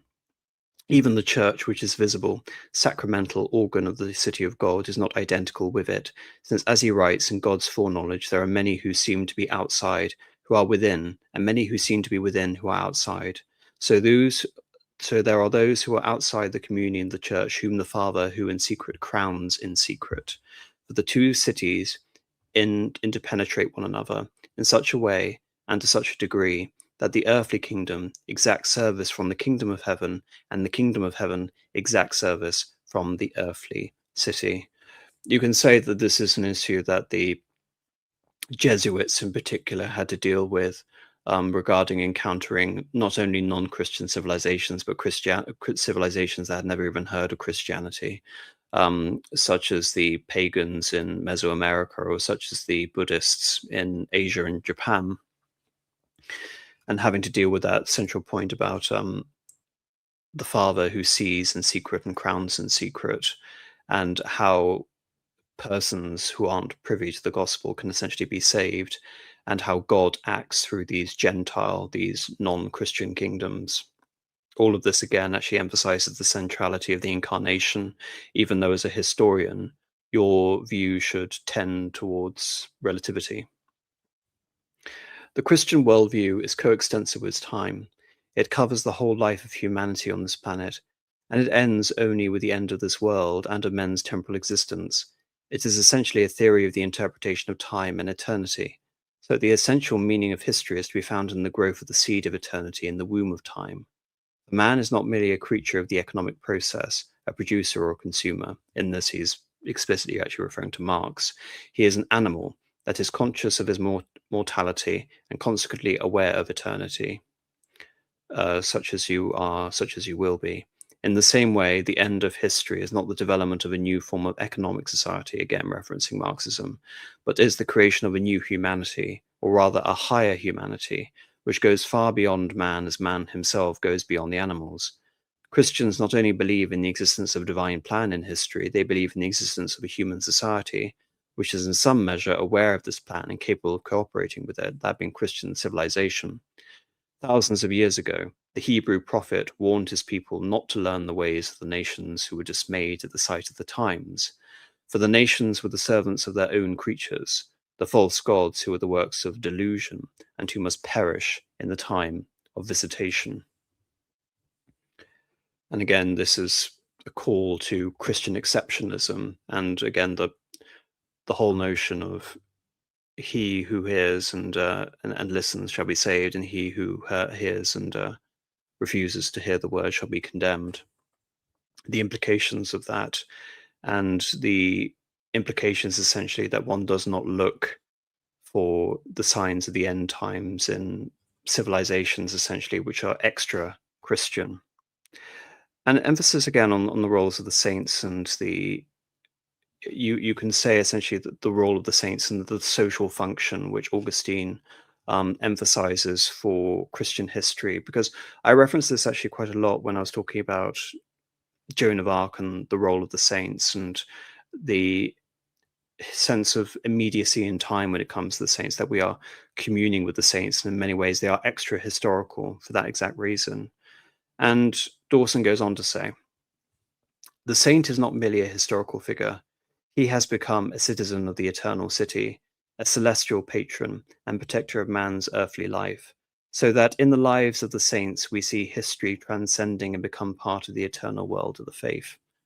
Now, that is a beautiful exposition to explain why temporality and medievalism and Christian societies focuses again so much on the saints, and the saints as in existing extra historically outside of time and communicating and interceding on our behalf always.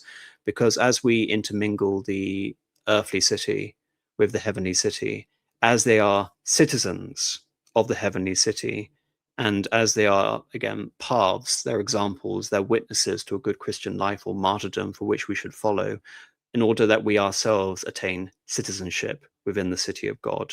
Emphasis on the word citizen. I'm using citizen in its most literal sense as a citizen to be a member of a city, city of God. In medieval thought and time, eternity are far more closely bound up with one another than they were in the classical antiquity or to the modern mind, hence the point I just made. The world of history was only a fraction of the real world, and it was surrounded on every side by the eternal world, like an island in the ocean. And something I would caution again regarding the extent of historical knowledge, that it is only a fraction of what I believe all senses of possible knowledge. It is a medium for a certain aspect of thought, which is the purposes of historical thought and knowledge.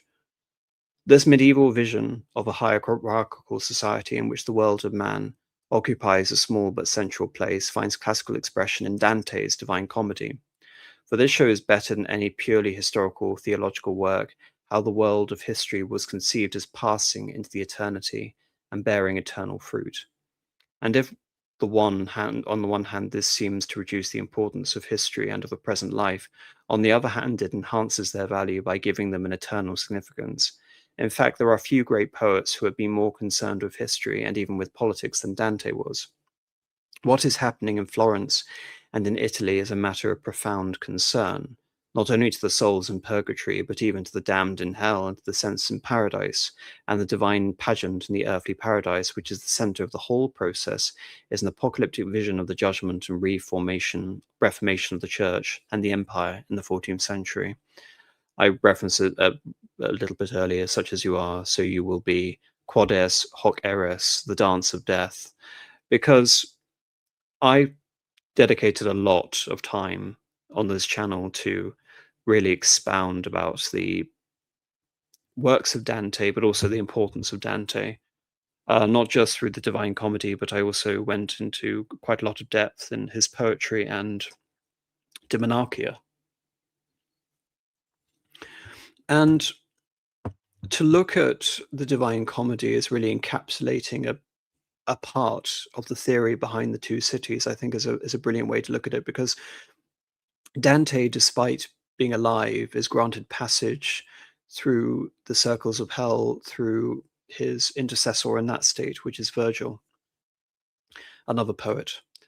And it tells a history in itself in the sense that many of the figures, such as Dominus Charles and figures of Florentine society and popes like Boniface VIII, are occupants within the Divine Comedy. He is demonstrating indictments or merits to figures who are contemporaneous with him. And so, and some even not dead, it should be mentioned.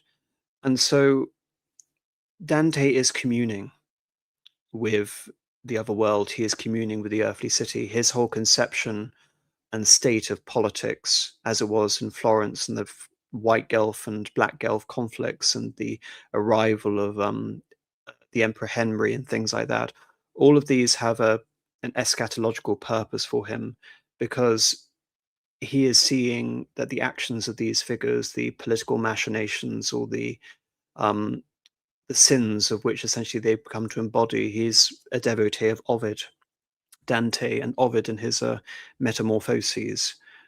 What you are on earth, you shall remain in heaven. You shall be transformed into the whole nature of sin. Um, what is essentially fixed on earth shall become fixed in the afterlife.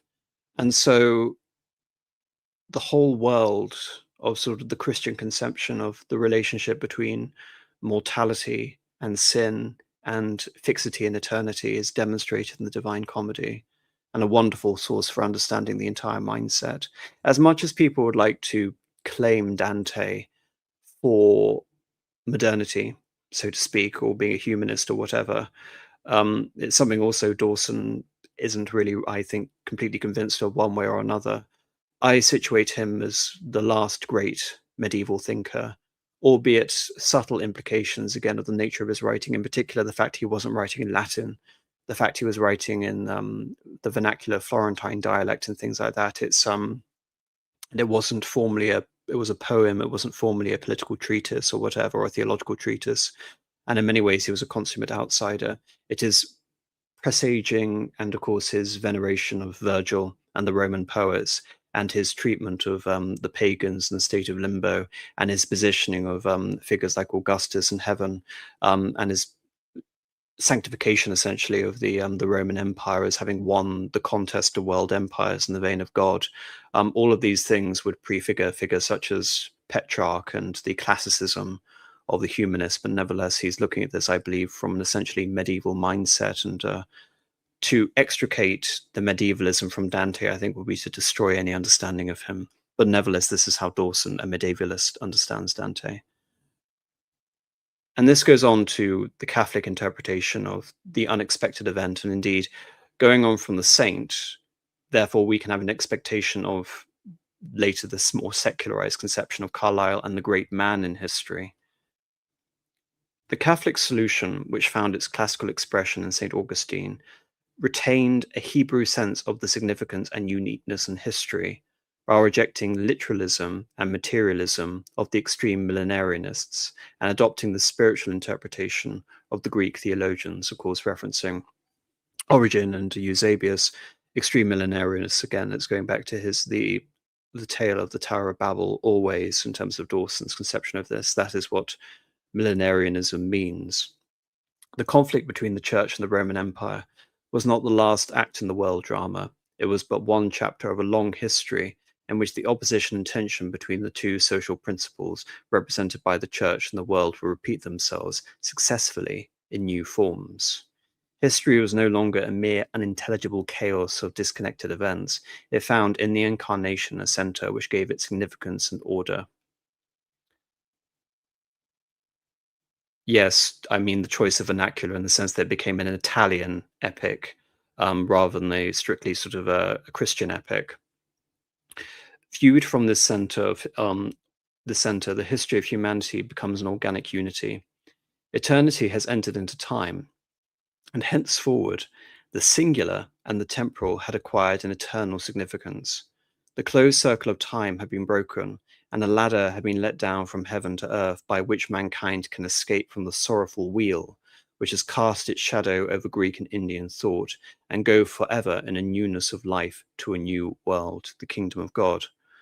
Thus, the Catholic interpretation of history differs from any in its combination of universalism with a sense of the uniqueness and irreversibility of the historical process. Its rejection of millenarianism frees it from short views and narrow fanaticisms of the sectarian tradition, as well as from the provincialism and partiality of national historians, who is a part of the political unit of which he writes. Of course, you can say Dawson will be writing this as an Englishman, but probably I'd like to say as much as I am for an Englishman, he is completely anachronistic, as much as you can say that. The Church, the Catholic historian, is the heir of a universal tradition. As Orosius writes, "Everywhere is my country, everywhere my law and my religion. The breadth of the east, the fullness of the north, the extent of the south, the islands of the west, the wide and the secure home of my citizenship, for it is as Roman and as Christian, and I address Christian Romans." Again, those of you who listen to my video on the Catechon, where I situate the community as universal and religious, I situate as Christian and Roman, for this exact reason, because fundamentally I agree with him that the national unit of historical categorization is both limiting, and I think from a Catholic, it is in the sense of talking about ultra-nationalism which supersedes all other concerns, as I've alluded to in some instances, that form of nationalism where the political unit of the nation state transcends religious function, therefore it becomes an absolute anachronism for a Catholic to look at it, because again, a Catholic would look at God first and nation second. Regardless of how attached to the nation he was, he would still have to believe that God and the centrality of Christ and being a witness to Christ comes first. Another interesting again element of just the sorrowful wheel, again, cyclical history, the eternal recurrence, and the fascinating aspect of Catholic history, or the theology of history, as not simply being doomed to repeat a form of cyclical determinism and doom, but it's actually a way of entering into the city of God, is in a sense the purest form of a theology of history, yet it's also escaping the historical process. Hence why looking at figures like the saints, again, they're seen in in an anti-historical light due to their presence, how imminent they are in terms of the whole nature of time, how time seems to become an irrelevance when you're talking to the saints who died 200 years ago, because they're part of the city of God.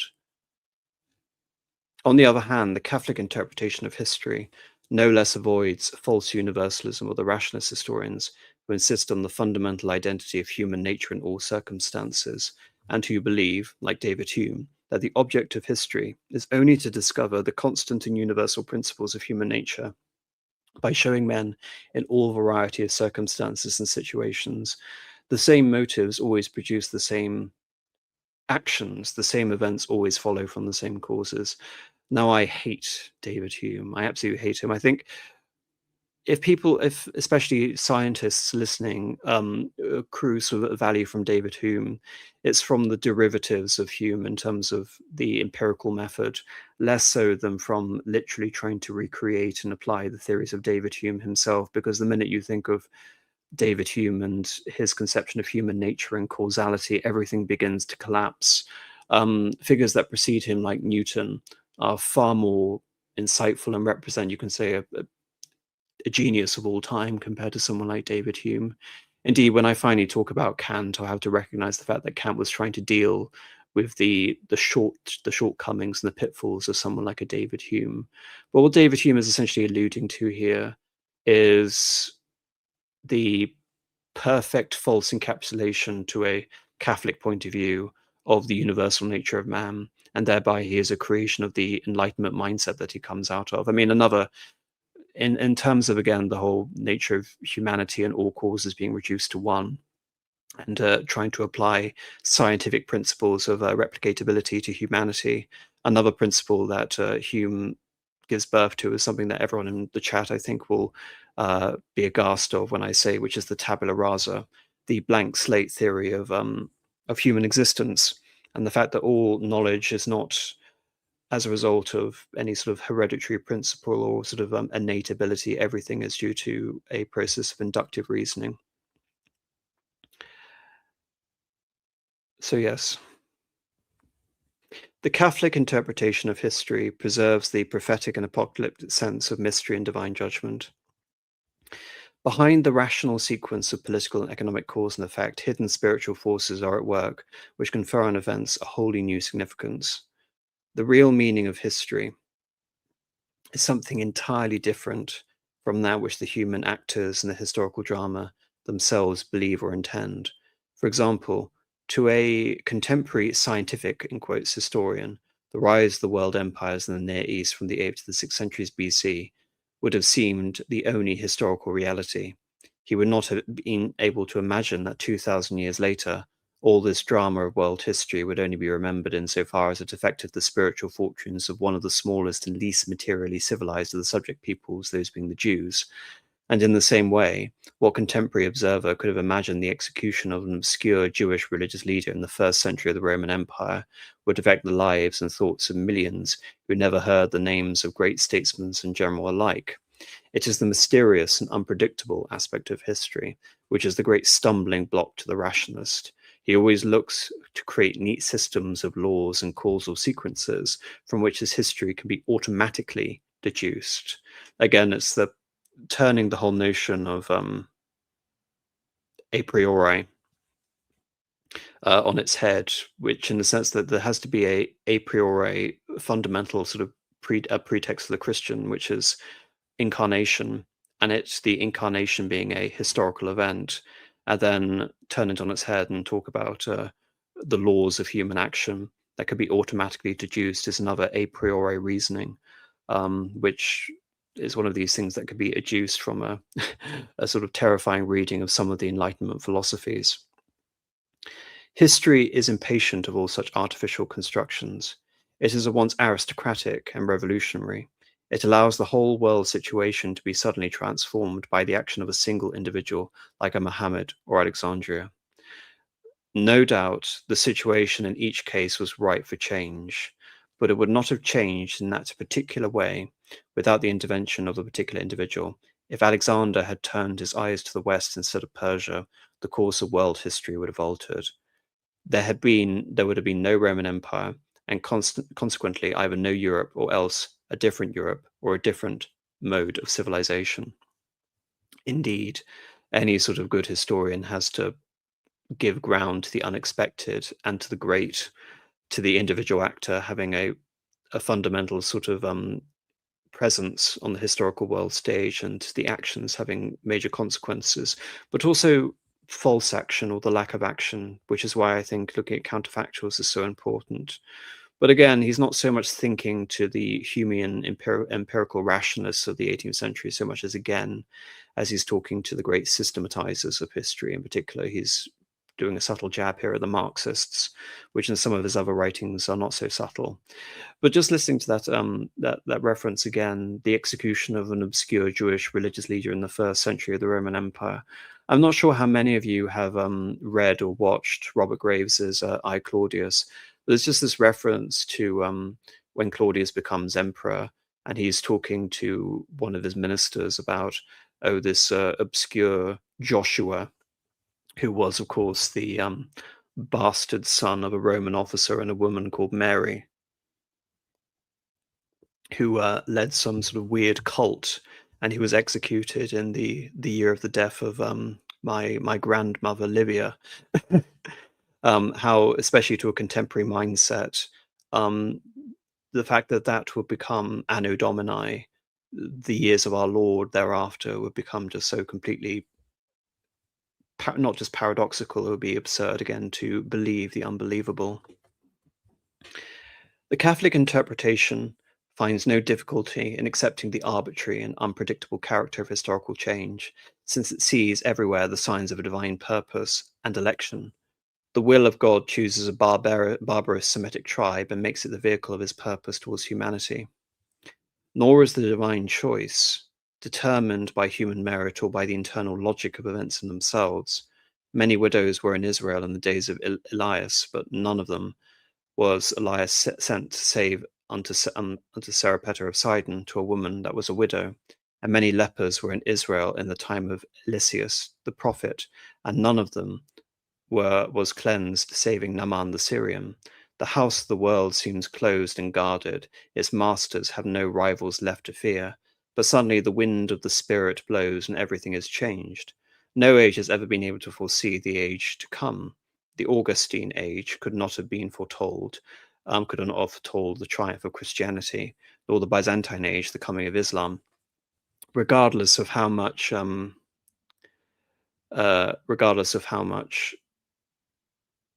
Dante would try and prefigure that the Augustine age was the perfect political catalyst for allowing Christ to arrive in the quote-unquote fullness of time. And as for the Byzantine age, that's a different question. Even our own generation, the best political observer of 20 years ago, never guessed the possibility of the destruction of parliamentarism in Central Europe by the advent of fascism. But while all this is a scandal and reproach to historical rationalism, it offers no difficulties to the Catholic who lives in the presence of mysteries and who knows that the way of man is not in himself. As for, again, further reference, this article segment in particular, I'm reading from many articles, was written in 1935. So this was 2 years after the election of the National Socialists, and Mussolini had been in power for over a decade at this point. But what he's essentially referring to is against this political logic of quote unquote progression of world systems, especially in his view towards Marxism, how it was the reaction against Marxism in the form of fascism that had been able to win out and win a quote unquote reactionary victory against the progressive modes of parliamentarianism and liberal democracy that would seem anachronistic. And indeed, to many people today, it seems equally anachronistic, not just people of the time and before. In reality, no age has the right to call itself Christian in an absolute sense. All stand under the same condemnation.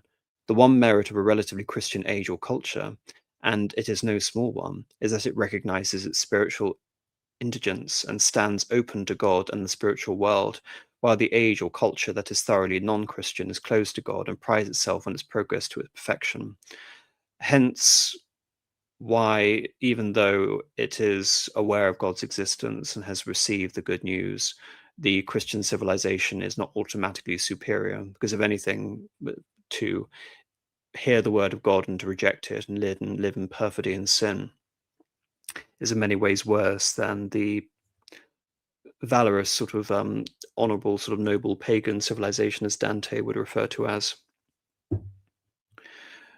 They have an aspect of privilege in that system, but they are still part of the civitas terrena. They're still part of the city of earth.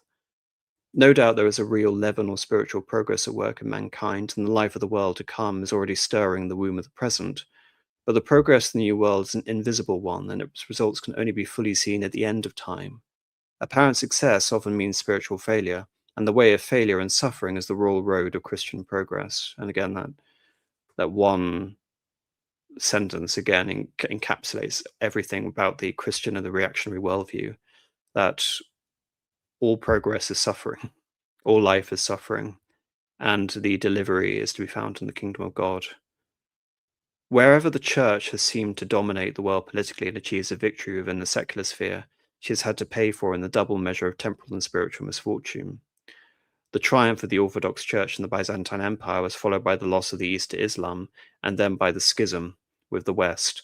This is in particular referring to the Arab conquests in the 7th and the 8th centuries, and then the Great Schism, which really, I believe, actually starts 200 years before, but the formal schism is in 1054 in the 11th century. The medieval attempt to create a Christian theocracy, which is referring to the Guelph arguments in the medieval ages with papal supremacy, hierocracy rather, was followed by the Reformation and the destruction of the religious unity of the Western Empire, while the attempt that was made by both the Puritans and by the monarchies, the Counter-Reformation, to dragoon society into orthodox piety was followed by incredulity and anti-clericalism of the 18th century and the secularization of European culture. What he's referring to almost literally by dragooning societies into orthodoxy and piety is the revocation of the Edict of Fontainebleau by King Louis XIV of France. But indeed, there are other references. I mean, probably the greatest counter-reformationary king of all time was Philip II of Spain, who was attempting to, quote unquote, again, compel the populations of the Low Country to remain Catholic to some degree. Albeit I'm quite revisionist when it comes to looking at the causes of the Dutch revolt, but what have you. In every instance, such as the Christian theocracy, the high point of the papal sort of hierocratic argument, the Guelph argument, was made in the 13th century, around the 1250s. But within half a century, the papacy had been brought to its lowest ebb as a result of the Avignon papacy and its own form of Babylonian captivity. So again, the whole cycle of Christian history is that of a simple element of what was seen to be transitory apparent successes, but given the whole nature of history and it being distinct essentially from the city of heaven, none of these can ever be permanent victories. Again, to construe it otherwise would be fall in Christopher Dawson's conception of millenarianism. So again, I want to return here to Christianity and versus these claims of historical relativism. And just to repeat a couple of sentences that I said at the beginning of this stream, the more learned and conscientious a historian is, the more conscious he is of the relativity of his own knowledge, and the more ready he is to treat the culture that he is studying as an end in itself, an autonomous world which follows its own laws and owes no allegiance to the standards and ideals of another civilization. For history deals with civilizations and cultures rather than civilization, with the development of particular societies and not with the progress of humanity. Consequently, if we rely on history alone, we can never hope to transcend this sphere of relativity. Because it's here that he begins to unravel aspects of quote unquote sort of Stoic philosophy and Eastern philosophy. Indeed, he sums it up in a phrase: Christianity has always possessed an organic relation to history, and this is what distinguishes it from the great Oriental religions and philosophies. On the return of all things, again, the cosmic myth of the eternal recurrence, he actually begins by talking about the Stoics, in particular Marcus Aurelius. And he goes on to say, the rational soul, writes Marcus Aurelius, traverses the whole universe and the surrounding void, and surveys its form and extends itself with the infirmity of time, and embraces and comprehends the periodical revolutions of all things. And it comprehends that those who come after us will see nothing new, or have those before us seen anything more. But in a manner he who is 40 years old, if he has any understanding at all, has seen by virtue of the uniformity that prevails all things that have been or that will be. It's not just looking at the Stoics and Marcus Aurelius, who was writing at the end of the 3rd century AD, but we can also look at this to the very sort of purpose that drives someone like Herodotus or Thucydides, the great Greek historians who are very much indicative of the same mindset regarding the importance of history.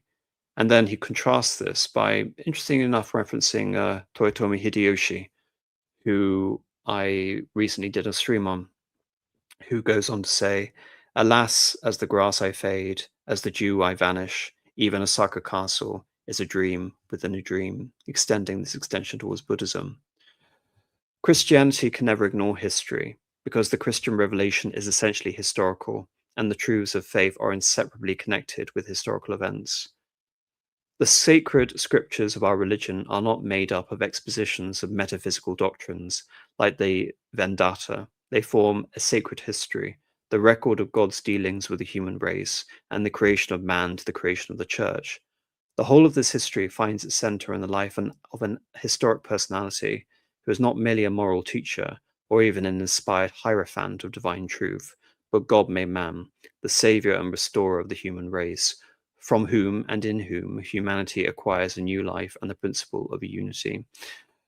You can read this and basically say that this is the fundamental thing that distinguishes Dawson from a figure like Thomas Carlyle, who would look at a character like Marcus Aurelius or Toyotomi Hideyoshi and describe them as these inspired hierophants, these great poet philosophers, poet warriors, poet kings, philosopher kings, to use that Platonic expression. But nevertheless, the fundamental distinction between Christ and someone which Carlyle writes very flattering about, which is the Prophet Muhammad, is that one is divine and one is not. And if Christians believe, and they believe that Christ existed and the incarnation was real, then by extension, God has existed within the historical framework. The Christian faith leaves no room for the relativism of a merely historical philosophy. For here at one moment at time and space there occurs an event of absolute value and incomparable significance for all times and all peoples. Amid the diversity and discontinuity of human civilizations and traditions, there appears one who is one and the same for all men for all ages, in whom all races and traditions of man find their common center. Again, back to what I was saying right at the beginning, history concerns itself with space and time, but here is an example of the eternal. On the other hand, the incarnation does not involve any denial of the significance of history, such as that we can find in various Gnostic and Manichaean heresies. Regarding heresies, again, the whole sort of indication of heresy is that Dawson, by saying that, is exhibiting them in contrast or as an extensions or offshoots of early Christianity. Manichaeanism has many sort of elements of religious dualism. The sort of prophet Mani has sort of many elements which were made equivalency towards Christ.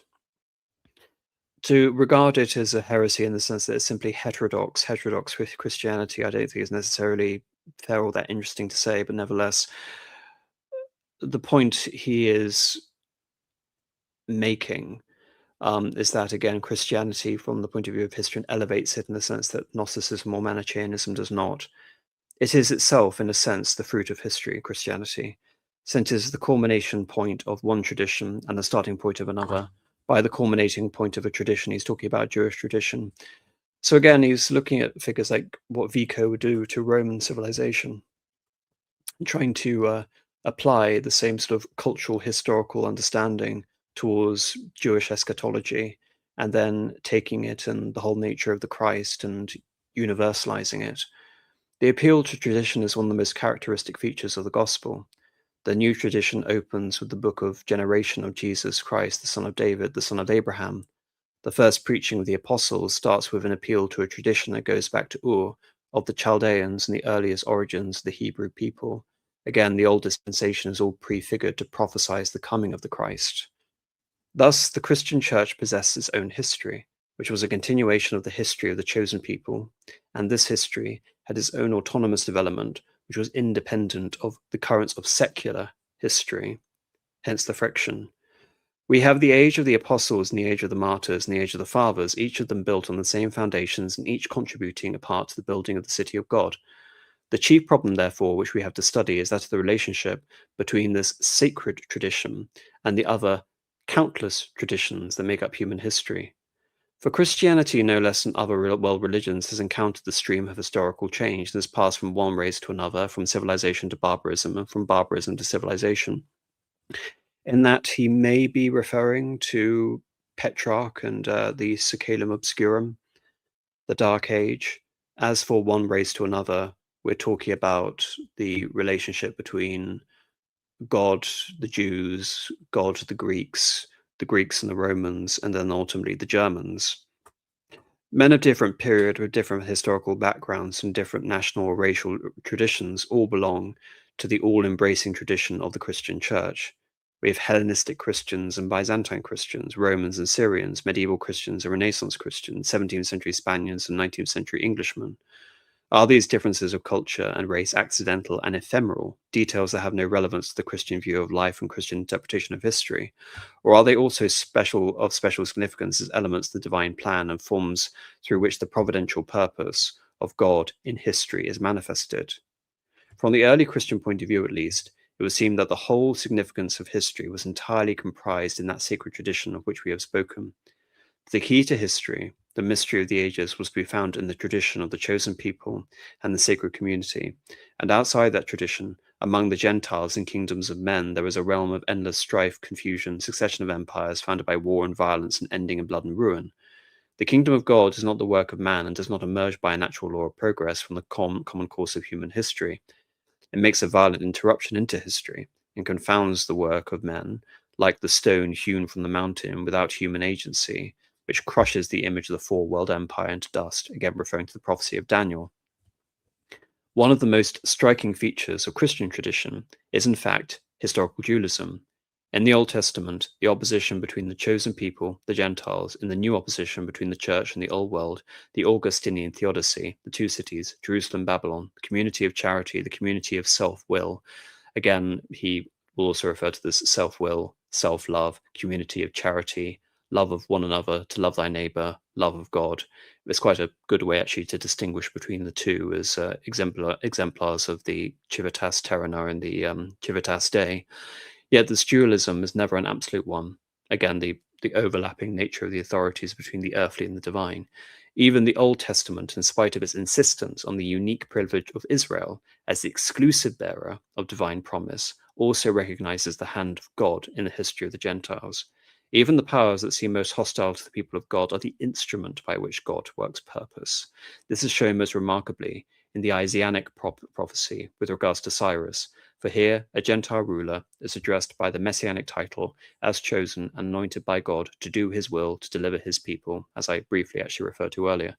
No doubt here and elsewhere, the divine action in history always has a direct reference to the fortunes of the people of God.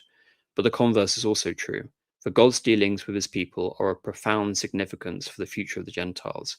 In the end, the holy city will be the resort of all peoples. The Gentiles will bring their riches into it, and from there will go forth the law of justice and grace to all the nations of the earth. In the New Testament, there is still further recognition of a limited but intrinsic value in the social order and social tradition that lies outside of this dispensation of grace. Even the pagan state of God's servant, insofar as it is the guardian of order and the administrator of justice, and in the higher sphere of grace, the passing of the old racial restrictions, the opening of the kingdom to all nations, involved at least in the principle the consecration of every nation and of every social tradition, insofar as they were not corrupted by sin. So we have the reception into the church of Greek philosophy and scholarship, Roman law and leadership. The whole civilized world found itself Christian. By referring to that, he's essentially talking about European civilization. Again, talking about the perils of historical relativism here. Everything needs to be qualified ever so subtly. The vital thing was not the conversion of the empire and the union of the church and state, but the gradual penetration of culture by the Christian tradition, until the tradition embraced the whole life of Western man in all its historic diversity and left no human activity and no social tradition unconsecrated. What he's referring to here is the fact that even among the conversion processes of paganism, it wasn't a simple case of every nation becoming uniformly the same. Emphasis again that he believes there is no such thing as humanity in the secular sense as a uniform entity that could be spoken of in an abstract concept like with Rousseau. Rather, that the permutation of Christian tradition brings itself in all its diversity to a new consecrated state of social life, this Christian community, which can therefore enter upon this relationship with the two cities.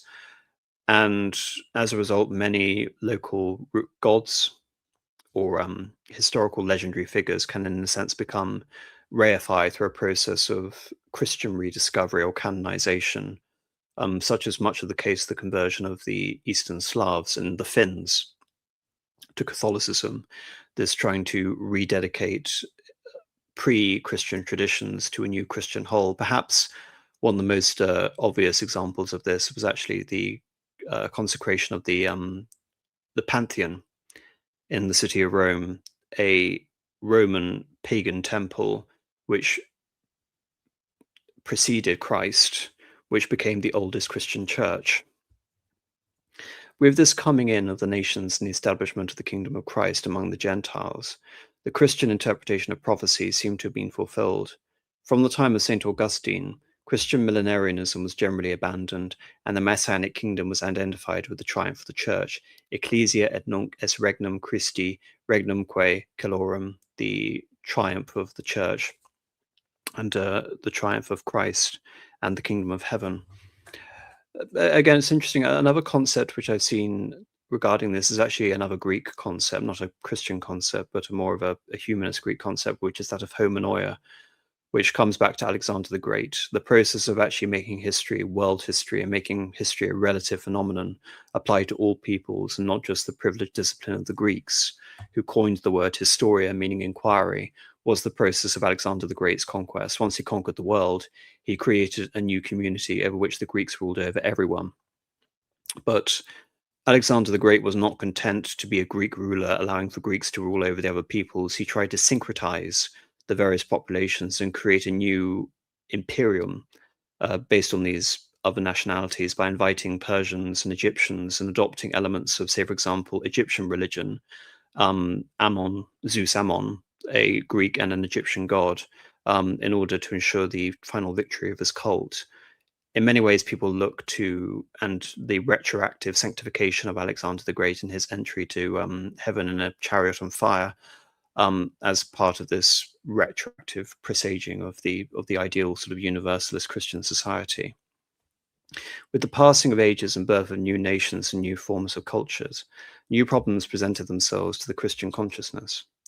The Augustinian theology, with its intense realization of the inherited burden of evil which weighs down the human race, and its conception of divine grace as a supernatural power which renews human nature and changes the course of history, continued to inspire the medieval outlook and medieval interpretations of history, still based on the Augustinian conception of the two cities. But whereas St. Augustine presents this opposition primarily as a conflict between the Christian Church and the human world, the Middle Ages saw it above all as a struggle between the forces of good and evil within a Christian society. The reform of the Church and the restoration of moral order, the establishment of social justice, these were the vital problems that occupied the mind of the medieval Christendom from the 10th century onwards, and the whole movement of reform from the time of St. Odo of Cluny to that of St. Bernard and Otto of Freising were consciously based on an interpretation of history which applied the Augustinian concept of the two cities to a contemporary crisis between the Church of state and state, or rather between religious and secular forces that were at war within the Christian community. Indeed, this particular emphasis on the reform of the Church, part of the reason why talking about the historiography of the Reformation is, I would say, so incongruous for an Orthodox Catholic, is that it's a misnomer, because the Reformation is an ongoing process within the Church. The Church is not a stagnant body, it is continuously renewing itself in line with this fact that the Church, which is a body which is, again, encapsulating the friction between the two cities, simultaneously the bride of Christ and trying to attain the salvation of all souls, yet also susceptible to earthly corruptions. Um, as we see the progress of the Church, we come to the nadir of the papacy during the Theophylacty, all the, again, the implications and the corruptions and the nepotism, the simony and the selling of indulgences just before the Reformation. I think the phrase by Pope Leo X is actually the most demonstrative here. God has granted us the papacy, so let us enjoy it, referring to his Florentine, his Medici comrades there.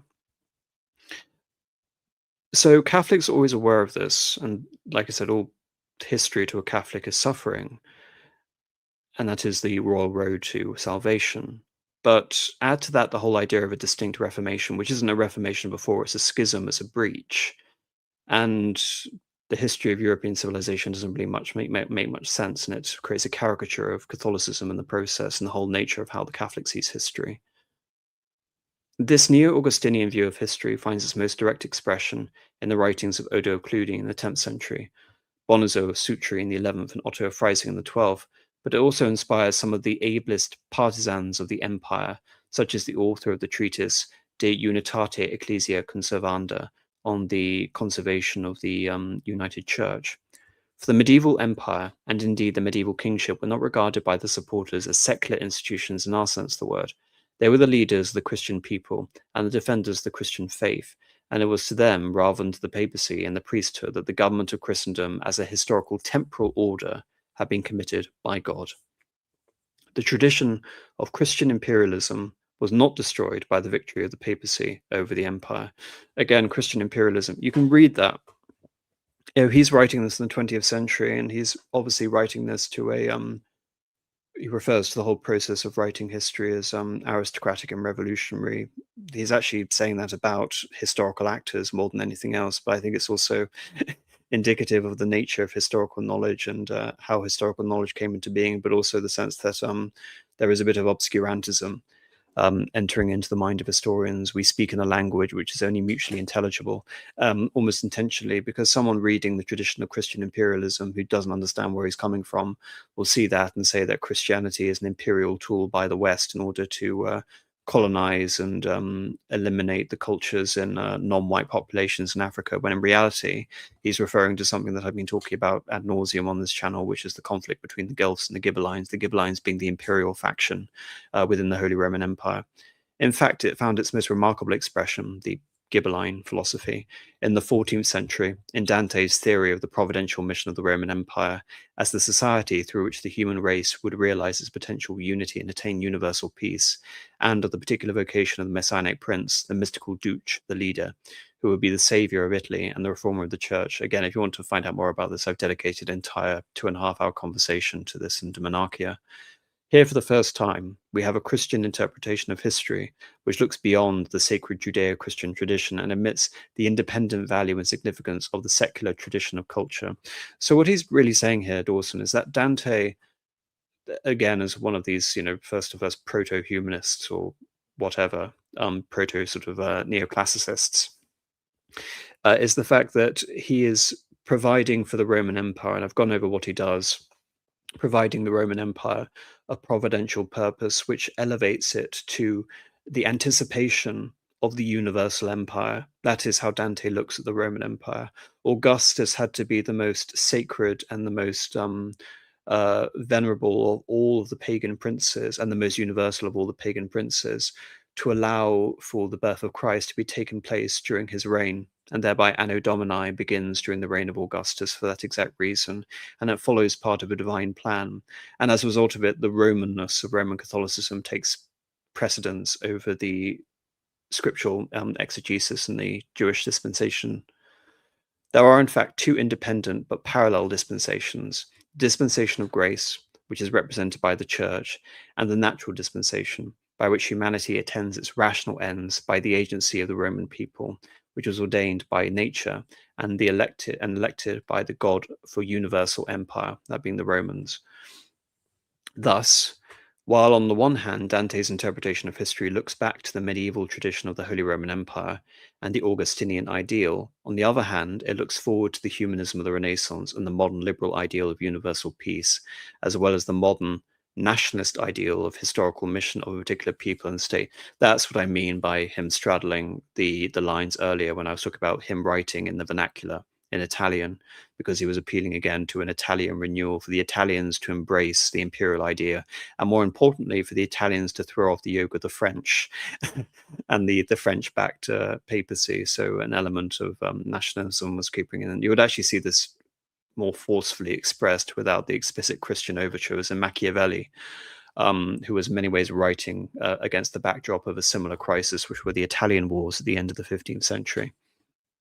This idea of a predestined correspondence between the secular tradition of human civilization embodied in the Roman Empire and the religious tradition of supernatural truth embodied in the Catholic Church finds its philosophical basis in the Thomist doctrine of the accordance of nature and grace by Thomism. He's referring to St. Thomas Aquinas. If it had been adopted by Thomism as the basis of the interpretation of history, it might well have been developed with the growth of its historical knowledge into a really Catholic philosophy of history, in which different national traditions were shown on the analogy of that of Rome as contributing each according to their own mission and its natural aptitudes towards building up a Christian civilization. That's actually what I'm referring to with homonoia, the unity of all peoples under Alexander the Great, the Greek concept. Because you have to understand that the Greek world wasn't simply ethnically Greek; it encompassed all the peoples of the East, the Syrians, the various sort of pre-Turkic Anatolians, the Egyptians, the Semitic peoples, later the Slavs. And so when you talk about a Greek homonoia, you're basically talking about a Greek cultural superstructure over an empire of peoples, which is the legacy of Alexander the Great, and which the Romans preserved in the East. It's rather interesting, though, to consider that, of course, Dante is writing at the end of the 13th, the beginning of the 14th century. As someone was mentioning, Armenians, Cappadocians, Cilicians, those are the sort of, to be more granular, the sort of people I'm talking about. Dante, of course, was informed by St. Thomas Aquinas, was writing a couple of decades before he was. However, Dante's attachment to the dying cause of Ghibelline imperialism prevented his philosophy from exercising any wide influence on Catholic thought. It remained an impressive but eccentric witness to the universalism of medieval thought and the lost spiritual unity of medieval culture. It's very interesting because I actually disagree with Dawson completely here, because I will joke that it doesn't matter how many times I encounter a historical period, it always comes back to the central conflict, Guelphs and Ghibellines, Guelphs and Ghibellines. It's always the emperor and the papacy, the emperor and the papacy. Yes, it's also indicative of the general dualism, which Dawson's been getting at throughout all of his writings, but the Guelph and the Ghibelline conflict never goes away. It never goes away. He's completely wrong here. It manifests in various different forms. I believe Dante had a huge influence on his Italian contemporaries. He was also in many ways writing in anticipation for the arrival of Emperor Henry in the year, what was it, 1312, forgive me. But it was simply exhibited in different forms. When the Ghibelline idea appears again during the time of the Emperor Sigismund, it comes in the form of conciliarism, which is the idea that it is the ecumenical councils of the Pope, i.e. the entire apostolic clergy assembled, all the bishops, have more power over the Pope, and by extension, it is the Emperor who convokes the councils, as we see during the earlier years of the Christian Roman Empire and the Eastern Roman Empire. And those authorities essentially de facto demote the Pope to a mere primus inter pares, a first among equals. You see conciliarism pop up throughout the 15th century, as much as the Renaissance popes try to end it, ending mention of it, and it was condemned in the Lateran Treaty of the Lateran Council of 1517, same year as the Protestant quote-unquote Reformation. But then you see conciliarism come back under the reign of Charles V, the great Catholic emperor who ruled over half of Europe. So again, it doesn't die, and when Charles V and his empire sort of withers away and he abdicates, the cause is inherited by his son, Philip II. And then I believe it continues on in the form of Louis XIV. And there's an aspect of the Ghibelline worldview that goes so far as to the year 1903, when Emperor Franz Joseph of Austria uses his imperial veto to prevent the election of Maria Rampolla as Pope, who then instead is replaced by later Pius X. So I completely disagree with him here. I think he's trying to find an explanation as to why Dante's Ghibelline imperialism apparently wouldn't have that much of a wide influence, but I disagree. I think it had a significant influence on later figures such as Macuno de Gattinara and Tommaso Campanella and the Universal Monarchy. I completely disagree with him here. But continuing on regardless. The close of the Middle Ages was marked by the great religious revolution which destroyed the unity of Western Christendom and divided the peoples of Europe by the strife of sects and the conflict of opposing religious traditions. Again, Catholicism and the whole Christian sort of civilizational mindset is that the diversity in the homonoria of the peoples is accepted so long as everyone is still bound together within the structure of the church, which is the bride of Christ, and holds that apostolic ministry. We have been appointed by the disciples who are appointed by Christ. But he correctly, from a Catholic point of view, identifies it as a religious revolution and not a reformation, and a revolution that destroys the unity of Western Christendom, and by extension, I've said elsewhere, is actually the herald of the death of Europe. There was no longer one common Catholic faith, and consequently there was no longer a common sacred tradition or a common interpretation of history. It is true that the Reformers inherited far more from the Middle Ages than they themselves realized, and this was particularly the case with regard to the interpretation of history. Their conception of history, no less than that of the Middle Ages, is based on the Bible, St. Augustine, and the Augustinian schemes of history, based on the opposition and conflict of the two cities, had as great influence on Martin Luther and John Calvin and the 17th century Puritan divines as it had, diviners, I think he means to say, as it had on the Catholic reformers 5 centuries earlier. Indeed, a large part of the Protestant Revolution, as you can say, the recontextualization or the rediscovery of the works of the Church Fathers. Nevertheless, the Catholic interpretation of history is organically related to the Catholic conception of nature and office of the Church, and insofar as Protestantism formed a new conception of the Church, it ultimately involved a new interpretation of history. Thus already, long before the emergence of the new schools of biblical criticism and ecclesiastical history that have so profoundly affected the modern Protestant attitude to the Catholic tradition, a divergence between the Catholic and Protestant interpretation of history is plainly visible. At first sight, the difference between 16th century Catholicism and Protestantism is the difference between the traditional and the revolutionary conceptions of Christianity and of the Church. To the Catholic, the Church was the kingdom of God on earth via the supernatural society. through which and in which alone humanity could realize its true end, that being no salvation outside the church.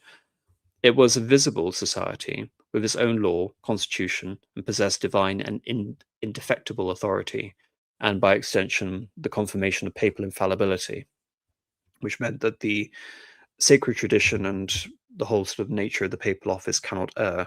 And indeed, if it could err, it could no longer hold that indefectible authority. Indefectible authority in the sense that to leave the church, to become a schismatic, is to separate oneself from salvation. It, the church, remained through the ages one and the same, like a city on a hill, plain for all man to see, handing on from generation to generation the same deposit of the faith, the same mandate of authority, which I received from its divine founder, and which will retain whole and intact until the end of time. The reformers, on the other hand, while maintaining a similar conception of the church as the community through which God's purpose towards the human race is realized, they refuse to identify this divine society with the actual hierarchical churches known to history. Indeed, they refer to it as the Whore of Babylon. Against the Catholic view of the church as the visible city of church, they set the apocalyptic vision of an apostate church, a harlot drunk with the blood of saints sitting on the seven hills, intoxicating the nations with her splendor and her evil enchantments. The true church was not this second Babylon, but the society of the elect, the hidden saints who followed the teachings of the Bible rather than of the hierarchy, who were to be found among the so-called heretics, the Hussites, the Wycliffites, I think he's referring to the Lollards, the Valdensians, and the rest, rather than among the servants of the official institutional church. Interestingly enough, that they don't go so far as to try and reconcile the Cathars, who owe a lot of their teaching to, you can say, those Gnostic elements aforementioned, including those Manichaean elements, with rather disturbing implications in some instances. But again, it's the sort of aristocratic that, though God sort of crowns in secret, that sort of element of the society of the elect, which is becoming apparent, in which you can see this duality. It's simply that the Babylon, which Augustine recognizes as simply being recontextualized to refer to the quote-unquote institutional church. The result of this revolutionary attitude to the church was a revolutionary, catastrophic, apocalyptic, discontinuous view of history. As Calvin writes, the history of the church is a series of resurrections. Again and again, the church becomes corrupt. The word is no longer preached, the gospel. Life seems extinct until God once more sends forth prophets and teachers to bear witness to the truth and to reveal the evangelical doctrine in its pristine purity. Kind of like a return to nature, a return to the sources, a return to pure biblical exegesis and removing all of this Roman papist nonsense.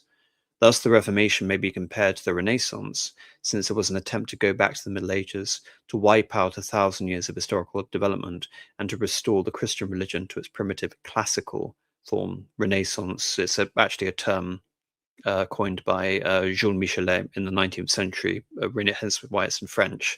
In Italian, it would have been known as the Rinascimento, the rebirth.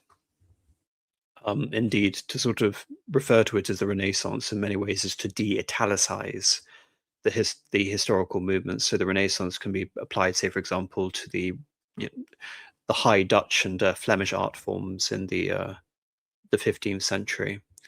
Yet, on the other hand, this return to the past brought the Protestant mind into fresh contact with the Jewish and apocalyptic sources of the Christian view of history, so that the Reformation led to an increased emphasis on the Hebraic, prophetic, and apocalyptic elements in the Christian tradition, as well as the Hellenic patristic. By patristic, he means the teachings of the Church Fathers, and metaphysical elements that were so strongly represented alike in the patristic orthodoxy and in medieval Catholicism.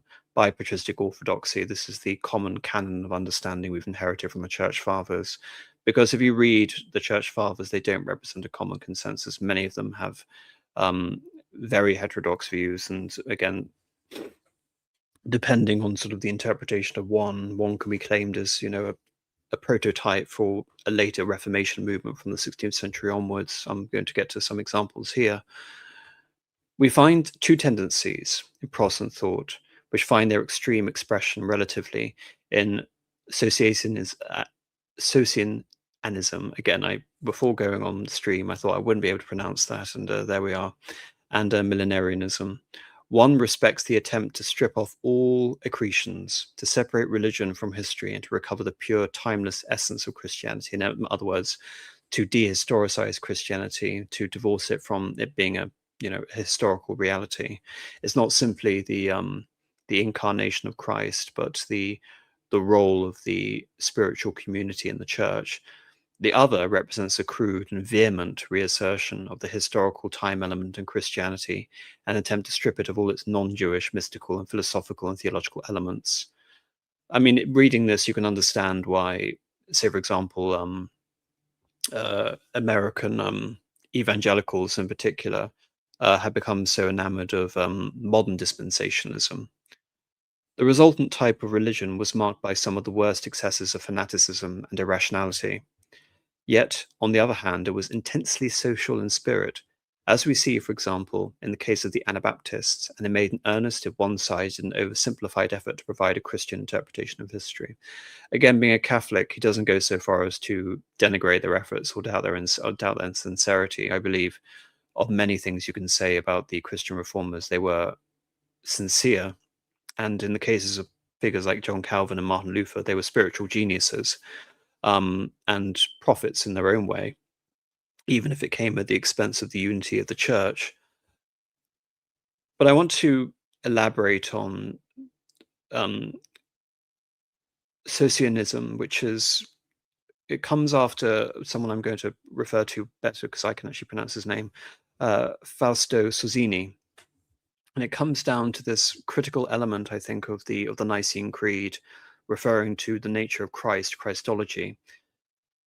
Begotten, not made, consubstantial with the Father. This is Trinitarianism, and it also means that Christ is co-eternal, eternally regenerating, and of the same substance. He is part of the same makeup as the Father.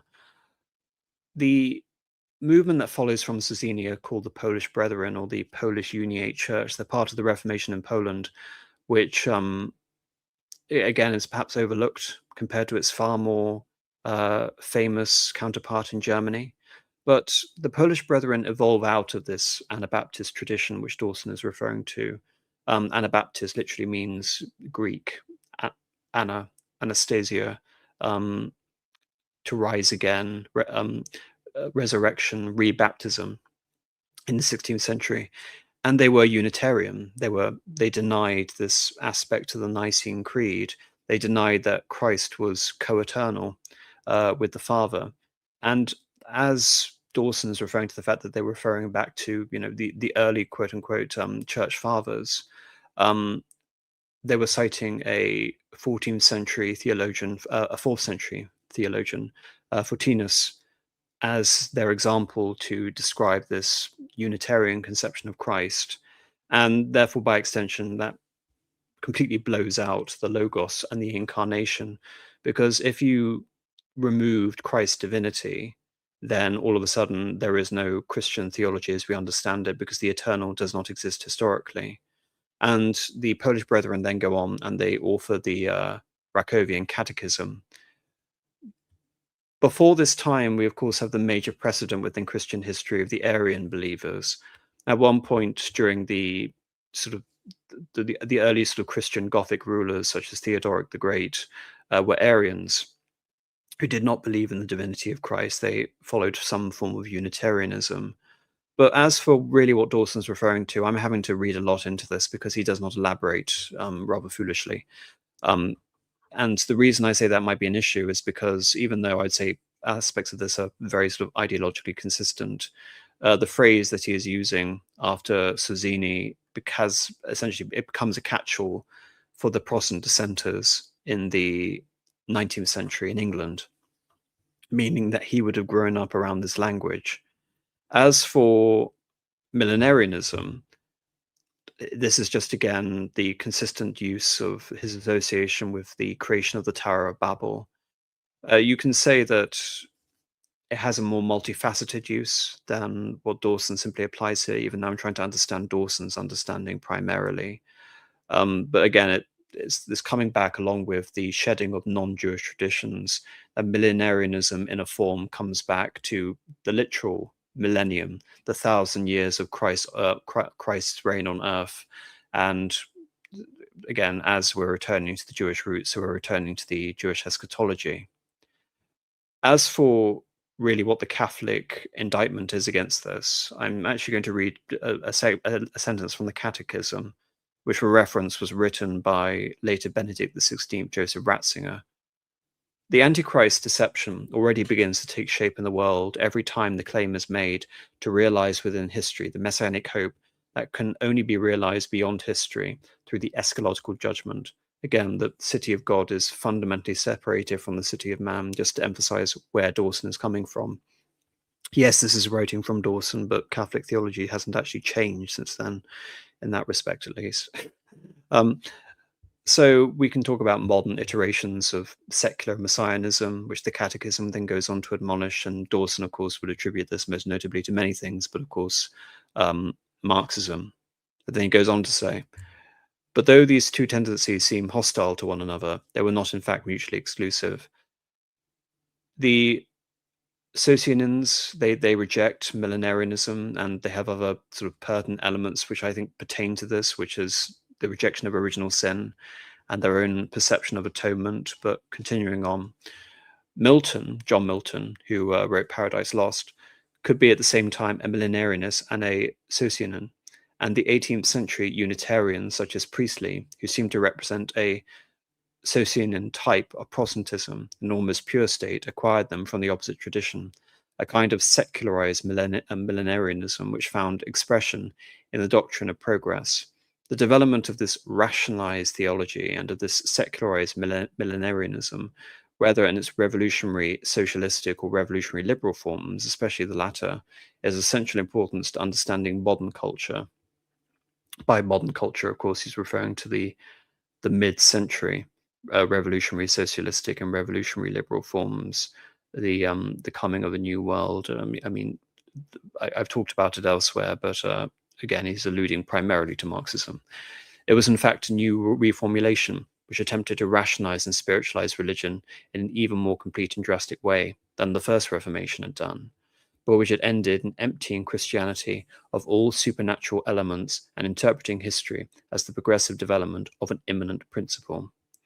Thus, it is not only the materialistic interpretation of history, but the idealistic interpretation as well, which is irreconcilable with traditional Christianity, since it eliminates the sense of divine otherness and transcendence, that sense of divine judgment and divine grace, which are the very essence of Christian attitude towards history. This holds true of Protestantism as well as of Catholicism. Nevertheless, it must be admitted that the clash is much sharper and more painful in the case of the latter, partly, no doubt, because the great idealistic thinkers, such as Kant, were themselves men of Protestant origin who have preserved a strong Protestant ethos. It has been possible for Protestants to accept the idealistic interpretation of history without any serious conflict, and in the same way, it was on Protestant rather than on Catholic foundations that the new liberal theology of immanence developed. Now, I have to take again a segue because once again, Christopher Dawson does not elaborate, so I'm going to have to do a bit of heavy lifting here. Talking about the philosophy of immanence, the religious is made manifest in the material, which again you can say is part of the bedrock of making a theology out of history to begin with, and that's the point. An aspect of immanence is in the incarnation, of course, God made on earth, and the Holy Spirit who proceeds from the Father and the Son. This contrasting with the hypostatic union, which claims that God is, and you must believe, if you're a Catholic, that God is fully human and fully divine simultaneously. Indeed, it's a point that, again, I sort of considered talking about the Orthodox example, that maybe the whole nature of the historical relevance of the incarnation actually has implications for the Holy Spirit and of the filioque, but that's another conversation, kind of like the substance, the essence and energies difference. It's a bit of a segue, and I can't really attribute it to Dawson. That's just my own intellectual tangent here. But if Dawson believes that the Polish Brethren empties Christianity of its supernatural elements, and the consequence of liberal theology of then becomes immanence, or perhaps pure immanence, he's actually referring to the Bible again, in particular Philippians 2:6-8, He existed in the form of God, referring to Christ. This is St. Paul to the Philippians, did not regard equality with God a thing to be grasped, but emptied himself, taking the form of a bondservant and being made in the likeness of men. And that is the crux. And very interesting enough, there's actually a whole papal encyclical written to deal with this by the aforementioned Pius X, PASCENDI Dominici Gregis in 1907 to the flock. And it's very actually pertinent to read this for reasons that should become obvious. The philosopher has declared, the principle of faith is immanent. The believer has added, the principle is God. And the theologian draws the conclusion, God is immanent in man. Thus we have theological immanence.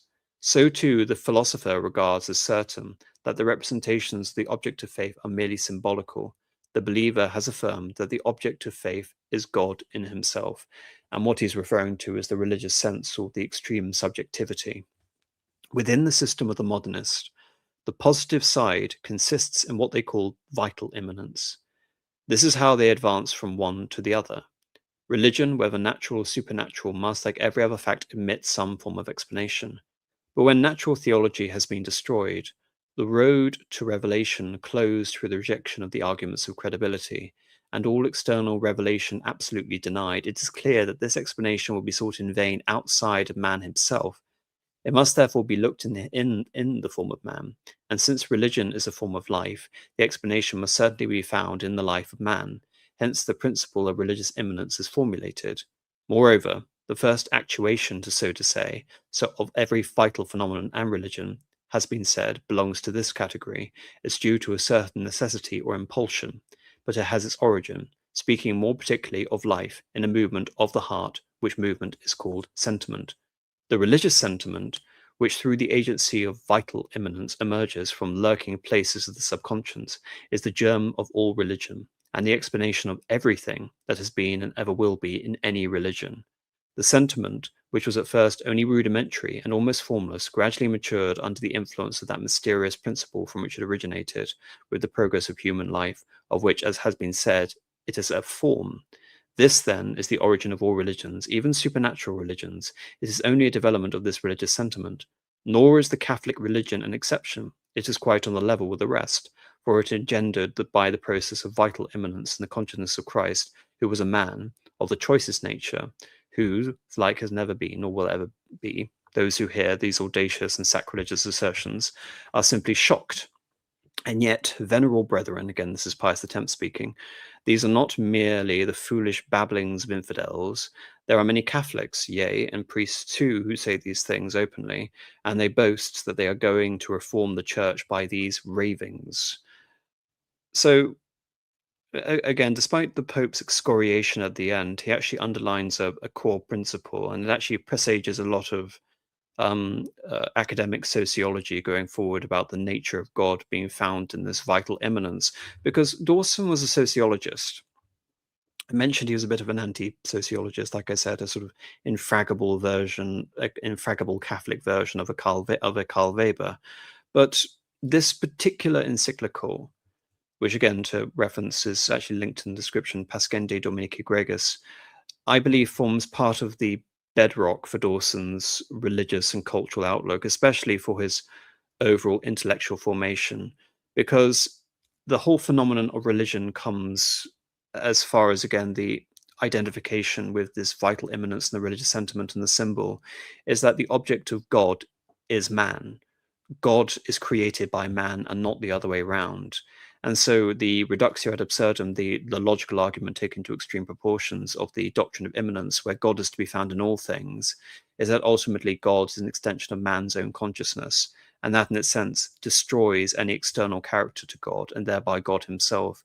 Because if God is simply an emanation of man's consciousness, then God has ceased to be God in all sort of meaningful respects. Rather, he's simply this emergence of a religious need, if anything.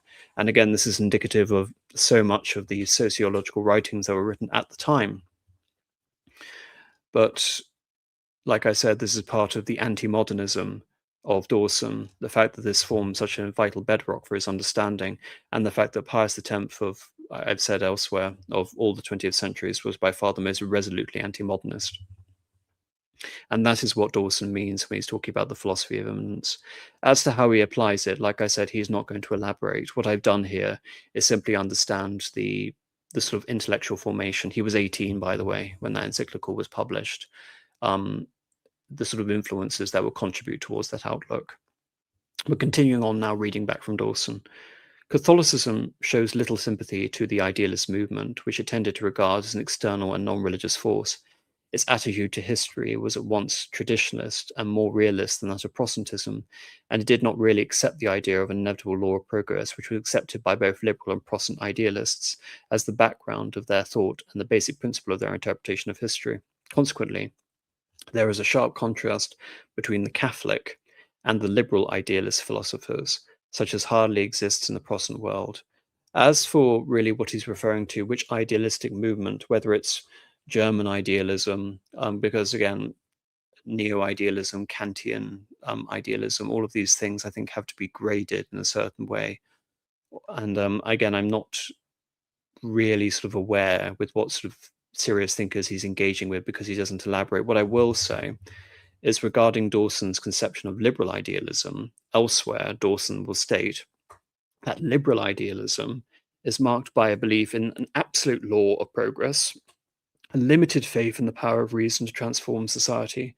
Concepts such as liberty, science, reason, and justice are conceived not as abstract ideas but as real forces which determine the movement of culture and social progress. Instead of being regarded as a phenomenon that requires explanation, it is treated as itself the efficient cause of social change.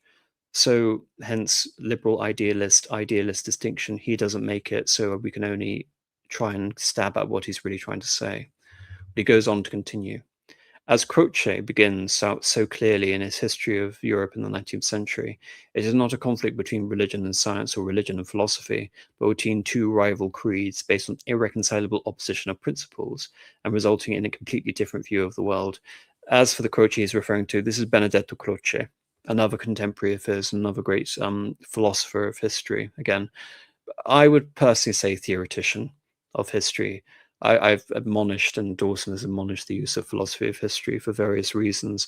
Philosophy of history sort of exists as a historical fact, and the philosophers of history have tended to deify the historical process. Even if I want to recategorize or create a new ontology for it, you're dealing with language, you're dealing with historical usage of terms, and so I would always have to deal with the baggage that comes with it, and I don't really want to. But my own belief is that Benedetto Croce is one of these pivotal figures who is really responsible for the elevation of Giambattista Vico and incorporating Vico into a very well justified position within the pantheon of historical writers, because Vico was actually very little known during his time writing in Naples in the first half of the 18th century. As Croce again points out, the idealist conceptions of monism, immanence, and self-determination are the negation of the principles of divine transcendence, divine revelation, divine authority on the Catholic view of God and man, of creation and history, and the end of history is based. By the end of history, he's referring explicitly to Hegel. By monism, he could be referring to aspects of Neoplatonism, but in terms of his consistent sort of emphasis on the Polish Brethren, I think it's more likely that he's actually referring to Unitarianism, which is again the rejection of the divinity of Christ and the consubstantial nature and the eternal nature of Christ. He is convinced again that these elements seem to go hand in hand, despite the fact I don't believe that almost sort of creating Christ as sort of purely human necessarily lends itself to a view of absolute immanence within history, but nevertheless, that's his interpretation.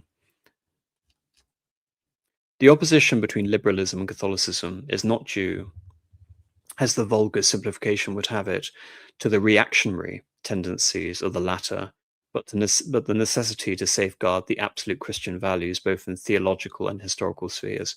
Hence, why I refer to Dawson as a great anti-modernist figure. You know, he's one of these rare sort of English Catholic sort of thinkers who's going to bring up the syllabus of errors when it comes to the modernist tendencies of quote unquote liberal Catholicism, for which he's fully aware. If Christianity is the religion of the incarnation, And if Christian interpretation of history depends on the continuation and extension of the incarnation in the life of the church, Catholicism differs from other forms of Christianity in representing this incarnational principle in a fuller and more concrete and more organic sense.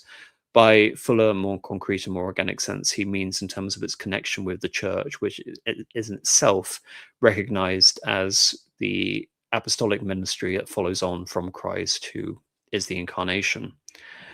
As the Christian faith in Christ is faith in a real historical person, not just an abstract ideal, the Catholic faith in the Church is faith in a real historical society, not an invisible communion of saints or a spiritual union of Christians who are divided into a number of religious groups and sects.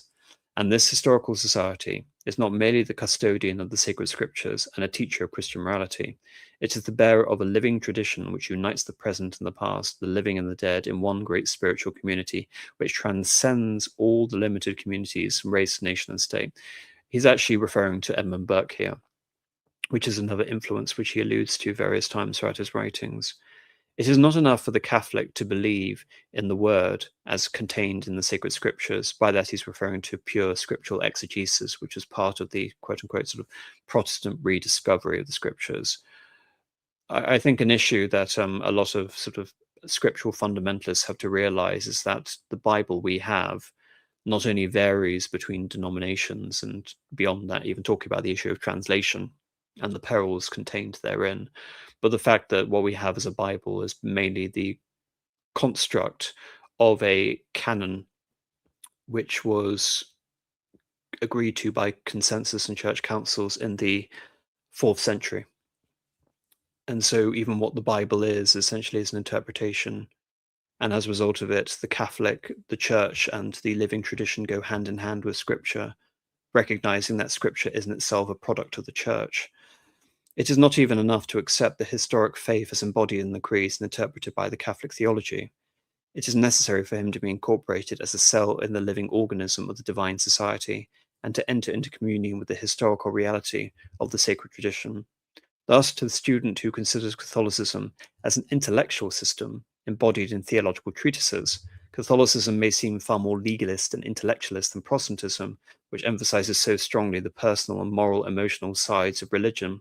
But the sociologist who studies it in a historical and social reality will soon understand the incomparable importance for Catholicism of tradition, which makes the individual a member of a historical society and a spiritual civilization, and which influences life and thought consciously and unconsciously in 1,000 different ways. Again, to those who I guess are cultural Catholics or brought up a Catholic, this isn't necessarily true from sort of going from personal experience, but especially sort of coming from the point of view of a convert, what can be quite daunting about the process of converting to Catholicism is sort of getting into the nitty-gritty of canon law and the constitution of the church. And I think what he's emphasizing here is actually very true in the sense that, Christianity in sort of Protestantism taken as the solas, sola fide, by faith alone, which is the principle by which the Catholic Church could be rejected.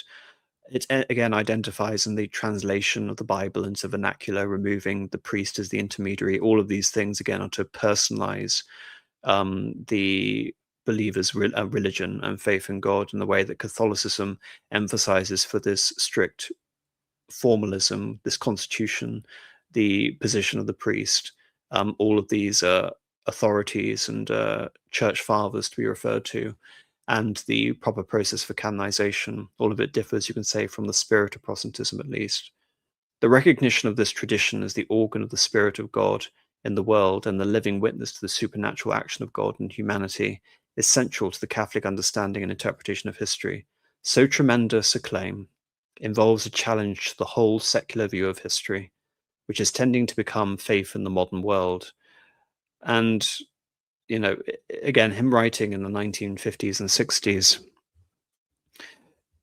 I think perhaps the best example of this pseudo-contemporaneously is actually talking about Francis Fukuyama again, who I brought up on a completely unrelated tangent, and the end of history, in which what he was doing was trying to take the phenomenology of spirit and the philosophy of right in Hegel and talk about the end of history and the unipolar moment.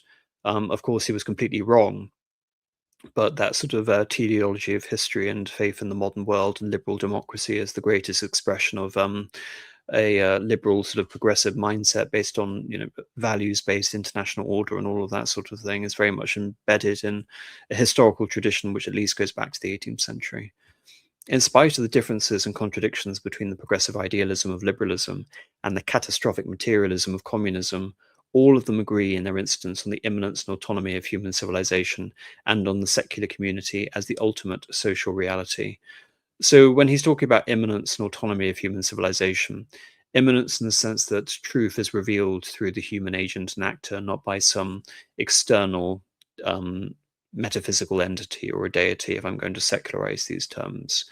Um, and that's why I referenced again the encyclical, because it is the vital immanence is found that the object of God is within man, and thereby man can become the agent of creating heavens on earth, which is the raison d'etre essentially for utopias.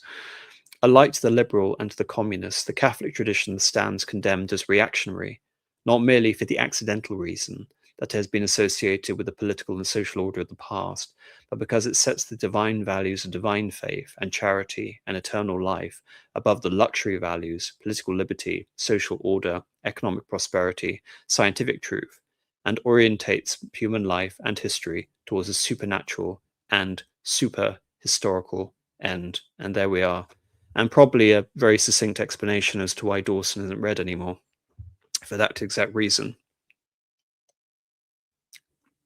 And why, even though he would bemoan being referred to as a reactionary, um, in the sense that perhaps I would understand reactionary, he absolutely does exhibit that, because as he's referring to the whole sort of theology of history as being that of a recurrence of the apparent success of historical actors not mirroring the spiritual success of communities, that apparent historical successes, again, they don't have a direct correlation in terms of their effects in heaven. A reactionary, to really try and distill it, tends to have a tragic conception of human existence. I think what identifies a reactionary as more than someone who just hates change for the sake of change, because like I said, he is somewhat enamored of Edmund Burke and small c conservatism, is associated with the Christian notion that all life is suffering and one shouldn't look to this idea of utopias. It's very interesting, but I think again it's just another explanation. The supernatural and super historical end. Again, that phrase once more encapsulates the paradox which I've been trying to get to with Dawson. Indeed, reading all this, it's something which I've been convinced of for a while, which of course is that any serious sort of intellectual reinvigoration or attempt to reassess classical authors or whatever, there has to be an implicit or explicit rejection of Christianity or a denial of some sort of sublimated Christian element that emanates out of it. So this does not solve the issue, and nor does Dawson believe it does, nor will he ever claim to believe, even though he's dead, that the historian can solve this conundrum, which is the tendency towards relativism, and indeed the necessity that for a historian, in order to understand past societies, he must form a familiarity, even sympathy for them. That understanding the Christian role is essentially a privileged position for Christians to understand, and which is a worldview inaccessible to those extra Christians, those beyond Christianity. But nevertheless, as a personal creed, if nothing else, it is the understanding that this delineation of sacred history is a personal history for every Christian that sort of has to hold and take this seriously. But it's not something I can go and claim on all of my episodes, talking about Japanese history, even when talking about the Catholics, that fundamentally all of this informs the relationship between the heavenly city and the earthly city. Even Dawson here recognizes the distinction between history and what he refers to as theodicy. Anyway, I'm going to get to the super chats and then get out of here, but thank you everyone for listening. Wrong Tao Wu for 7210, thank you very much for $6. Though conceived in a sinful age, may one day our children build better cities. In terms of the spirit of the stream, yes, I think we can all hope for that. If you're talking cities in a more abstract sense rather than literal cities. Wrong Taowu again. I think grouping the Greeks and Russians together is a bit lazy. The Mavromichalis family just putting a hit on Capodistria in Russia is unthinkable in Russia. I'm trying to remember what you're referring to, but you have to understand that post-Romanov Russian history is not the entirety of Russian history, Wrong Taowu. Russian history of the 12th to the 15th and 16th centuries was brutal. Really brutal. And proliferating with royal coups. I mean, even talking later into the 18th century, barely sort of any czar in the 18th century was there as a result of a peaceful transition of power. There was always some contrivance or royal coup. I can only think actually of one czar who inherited his position peacefully and without that much interruption in the 18th century, and that comes with a major asterisk, which is Tsar Paul, because Catherine the Great had designs on removing him from the succession, bypassing him, placing her grandson, the later Alexander, on the throne of Russia instead of Paul. So no. And indeed, in terms of lazy groupings, I group Greeks and Russians together because the Russians themselves believe that they are the successors of the Greek Imperium. That's the whole basis of the Tsardom concept in the Third Rome, is that in the 1440s, the union of the churches and the Islamic invasions as part of this whole notion of the revelation of God's plan made evidence through these non-Christian actors. The perfidy of later Byzantium was demonstrated, and Russia was the new civilization in the north, the new Christian society that was going to rebuild the Orthodox community, which to some extent you can say they were rather successful in that way. Yes, and Angelica's domain is saying the Russians politically, yes, literally encouraged kinslaying. It was a fratricidal system called the Rota succession after the reign, if I remember, Yaroslav the Wise throughout much of the 12th century. And this is why the Russians were so easily conquered by the Mongols, the conflicts between the cities. So no, I think it's fair to lump in the Greeks and the Russians together in this sense. In terms of their shared ideas, where I disagree with him is the fact he doesn't seriously interrogate Greek Orthodoxy and Russian Orthodoxy from post-schism. In particular, I was talking about Parmenism and the essence energies distinction and the union of the churches and all this sort of thing. Wrong Tower again for $5. Thank you. There is a de facto split in orthodoxy between the Grecophiles and the Slavophiles, as Dostoevsky leans on the latter, hence seeing it through lens. Again, it's more complicated than that. The Grecophiles and the Slavophiles are literally divided in the sense that the Greeks have their own liturgy and the Slavs have their own liturgy. As for Dostoevsky leaning on it, well, if you read the Brothers Karamazov, Alyosha spends a time at a Christian monastery, and he is essentially a favorite of one Father Zosima. And the system of, again, trying to remember, the system of the fathers within the monastic system was actually a return to Greece. It was a belief that there had been this system of mediation and effectively mentor sponsor, where a devout man would hire a religious apprentice, and the implication was that this was going to be Alyosha in some form, and agree and completely lose all sense of self. He was to obey every single command given to him by his father. And within the Russian monastic system, there are actually elements which Dostoevsky alludes to with the whole sort of true believer controversy, that this was a Greek desert father implementation of an anachronistic principle into Russian Orthodoxy. For reference, the true believers were the ones that were anathematized by the Nikon reforms in the 1650s over things, most notably the sign of the cross with 3 fingers. So no, Dostoevsky, as with all of his subjects, deals with a huge sort of plethora of complex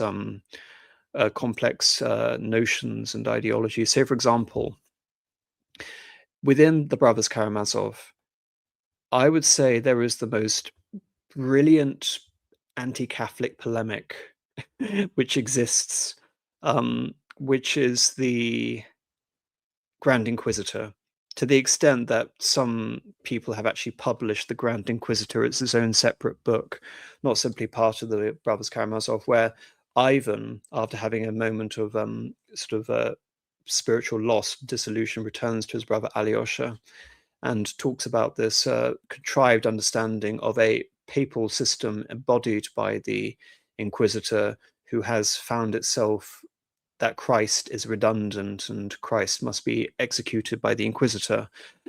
And Alyosha says that this is a misreading of history and a misreading of Catholicism. So as much as people like to say Dostoevsky was purely anti-Catholic, I don't believe that's fair to say either. I believe you can say there are many coexisting currents existing within Dostoevsky's thought. Otherwise, if he was so blinkered and myopic in that sense, he wouldn't have such a grand appeal that he does, and rightly so. As you can probably tell, I absolutely adore Dostoevsky, even though I am a Catholic. JBDC for $20. Thank you very much. Finally got to a live stream. Always hope to take from your philosophy on Spengler. Also Goethe, someone who made the Sorrows of Young Werther. This talk is already related to those themes, but new to Dawson. No specific question. Well, originally I was thinking, because Dawson is someone I didn't really know how to tackle with, and really this question has always been the problem with relativism, which Dawson goes over and understands, is something that I've always had to grapple with as a historian. It's the understanding, essentially, that, what is the use? What is the rational utility of history? If I always have to go back to this caveat, that within the limited scope of historical knowledge, I have to essentially ignore something, which is the whole sort of process of the divine in history incarnation, or not recognize it. Because even Dawson's reading, which he attests to, it's a Christian reading of history more than it's, again, trying to explain an apologetics for the act of the divine in history. If anything, it shows that the true act of trying to discern the divine in history is a corruption. That's what he really means by immanence.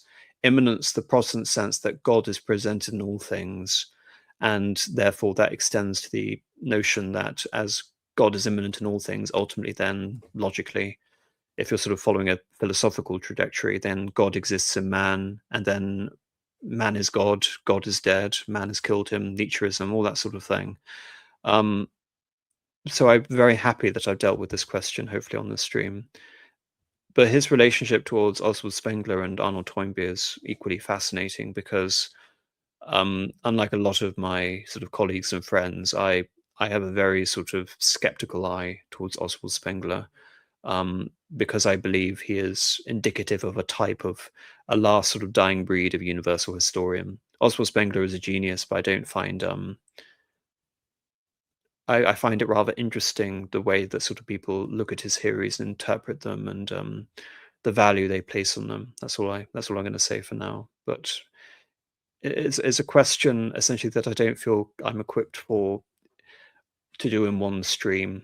If it would have to be a series of streams, or a very large sort of intellectual dissection to really go into the relation towards Spengler and others contemporaries. Ambivalent Teacher for $7 Canadian. Thank you very much. Thank you for the excellent stream. Makes me want to pick up some of his books, and yes, that's very good to hear. All right. Thank you everyone for listening. I will actually see you all in 2 days' time on Sunday night to talk about a completely different topic. I'll surprise you until then, so you'll just have to keep guessing for now. Good night.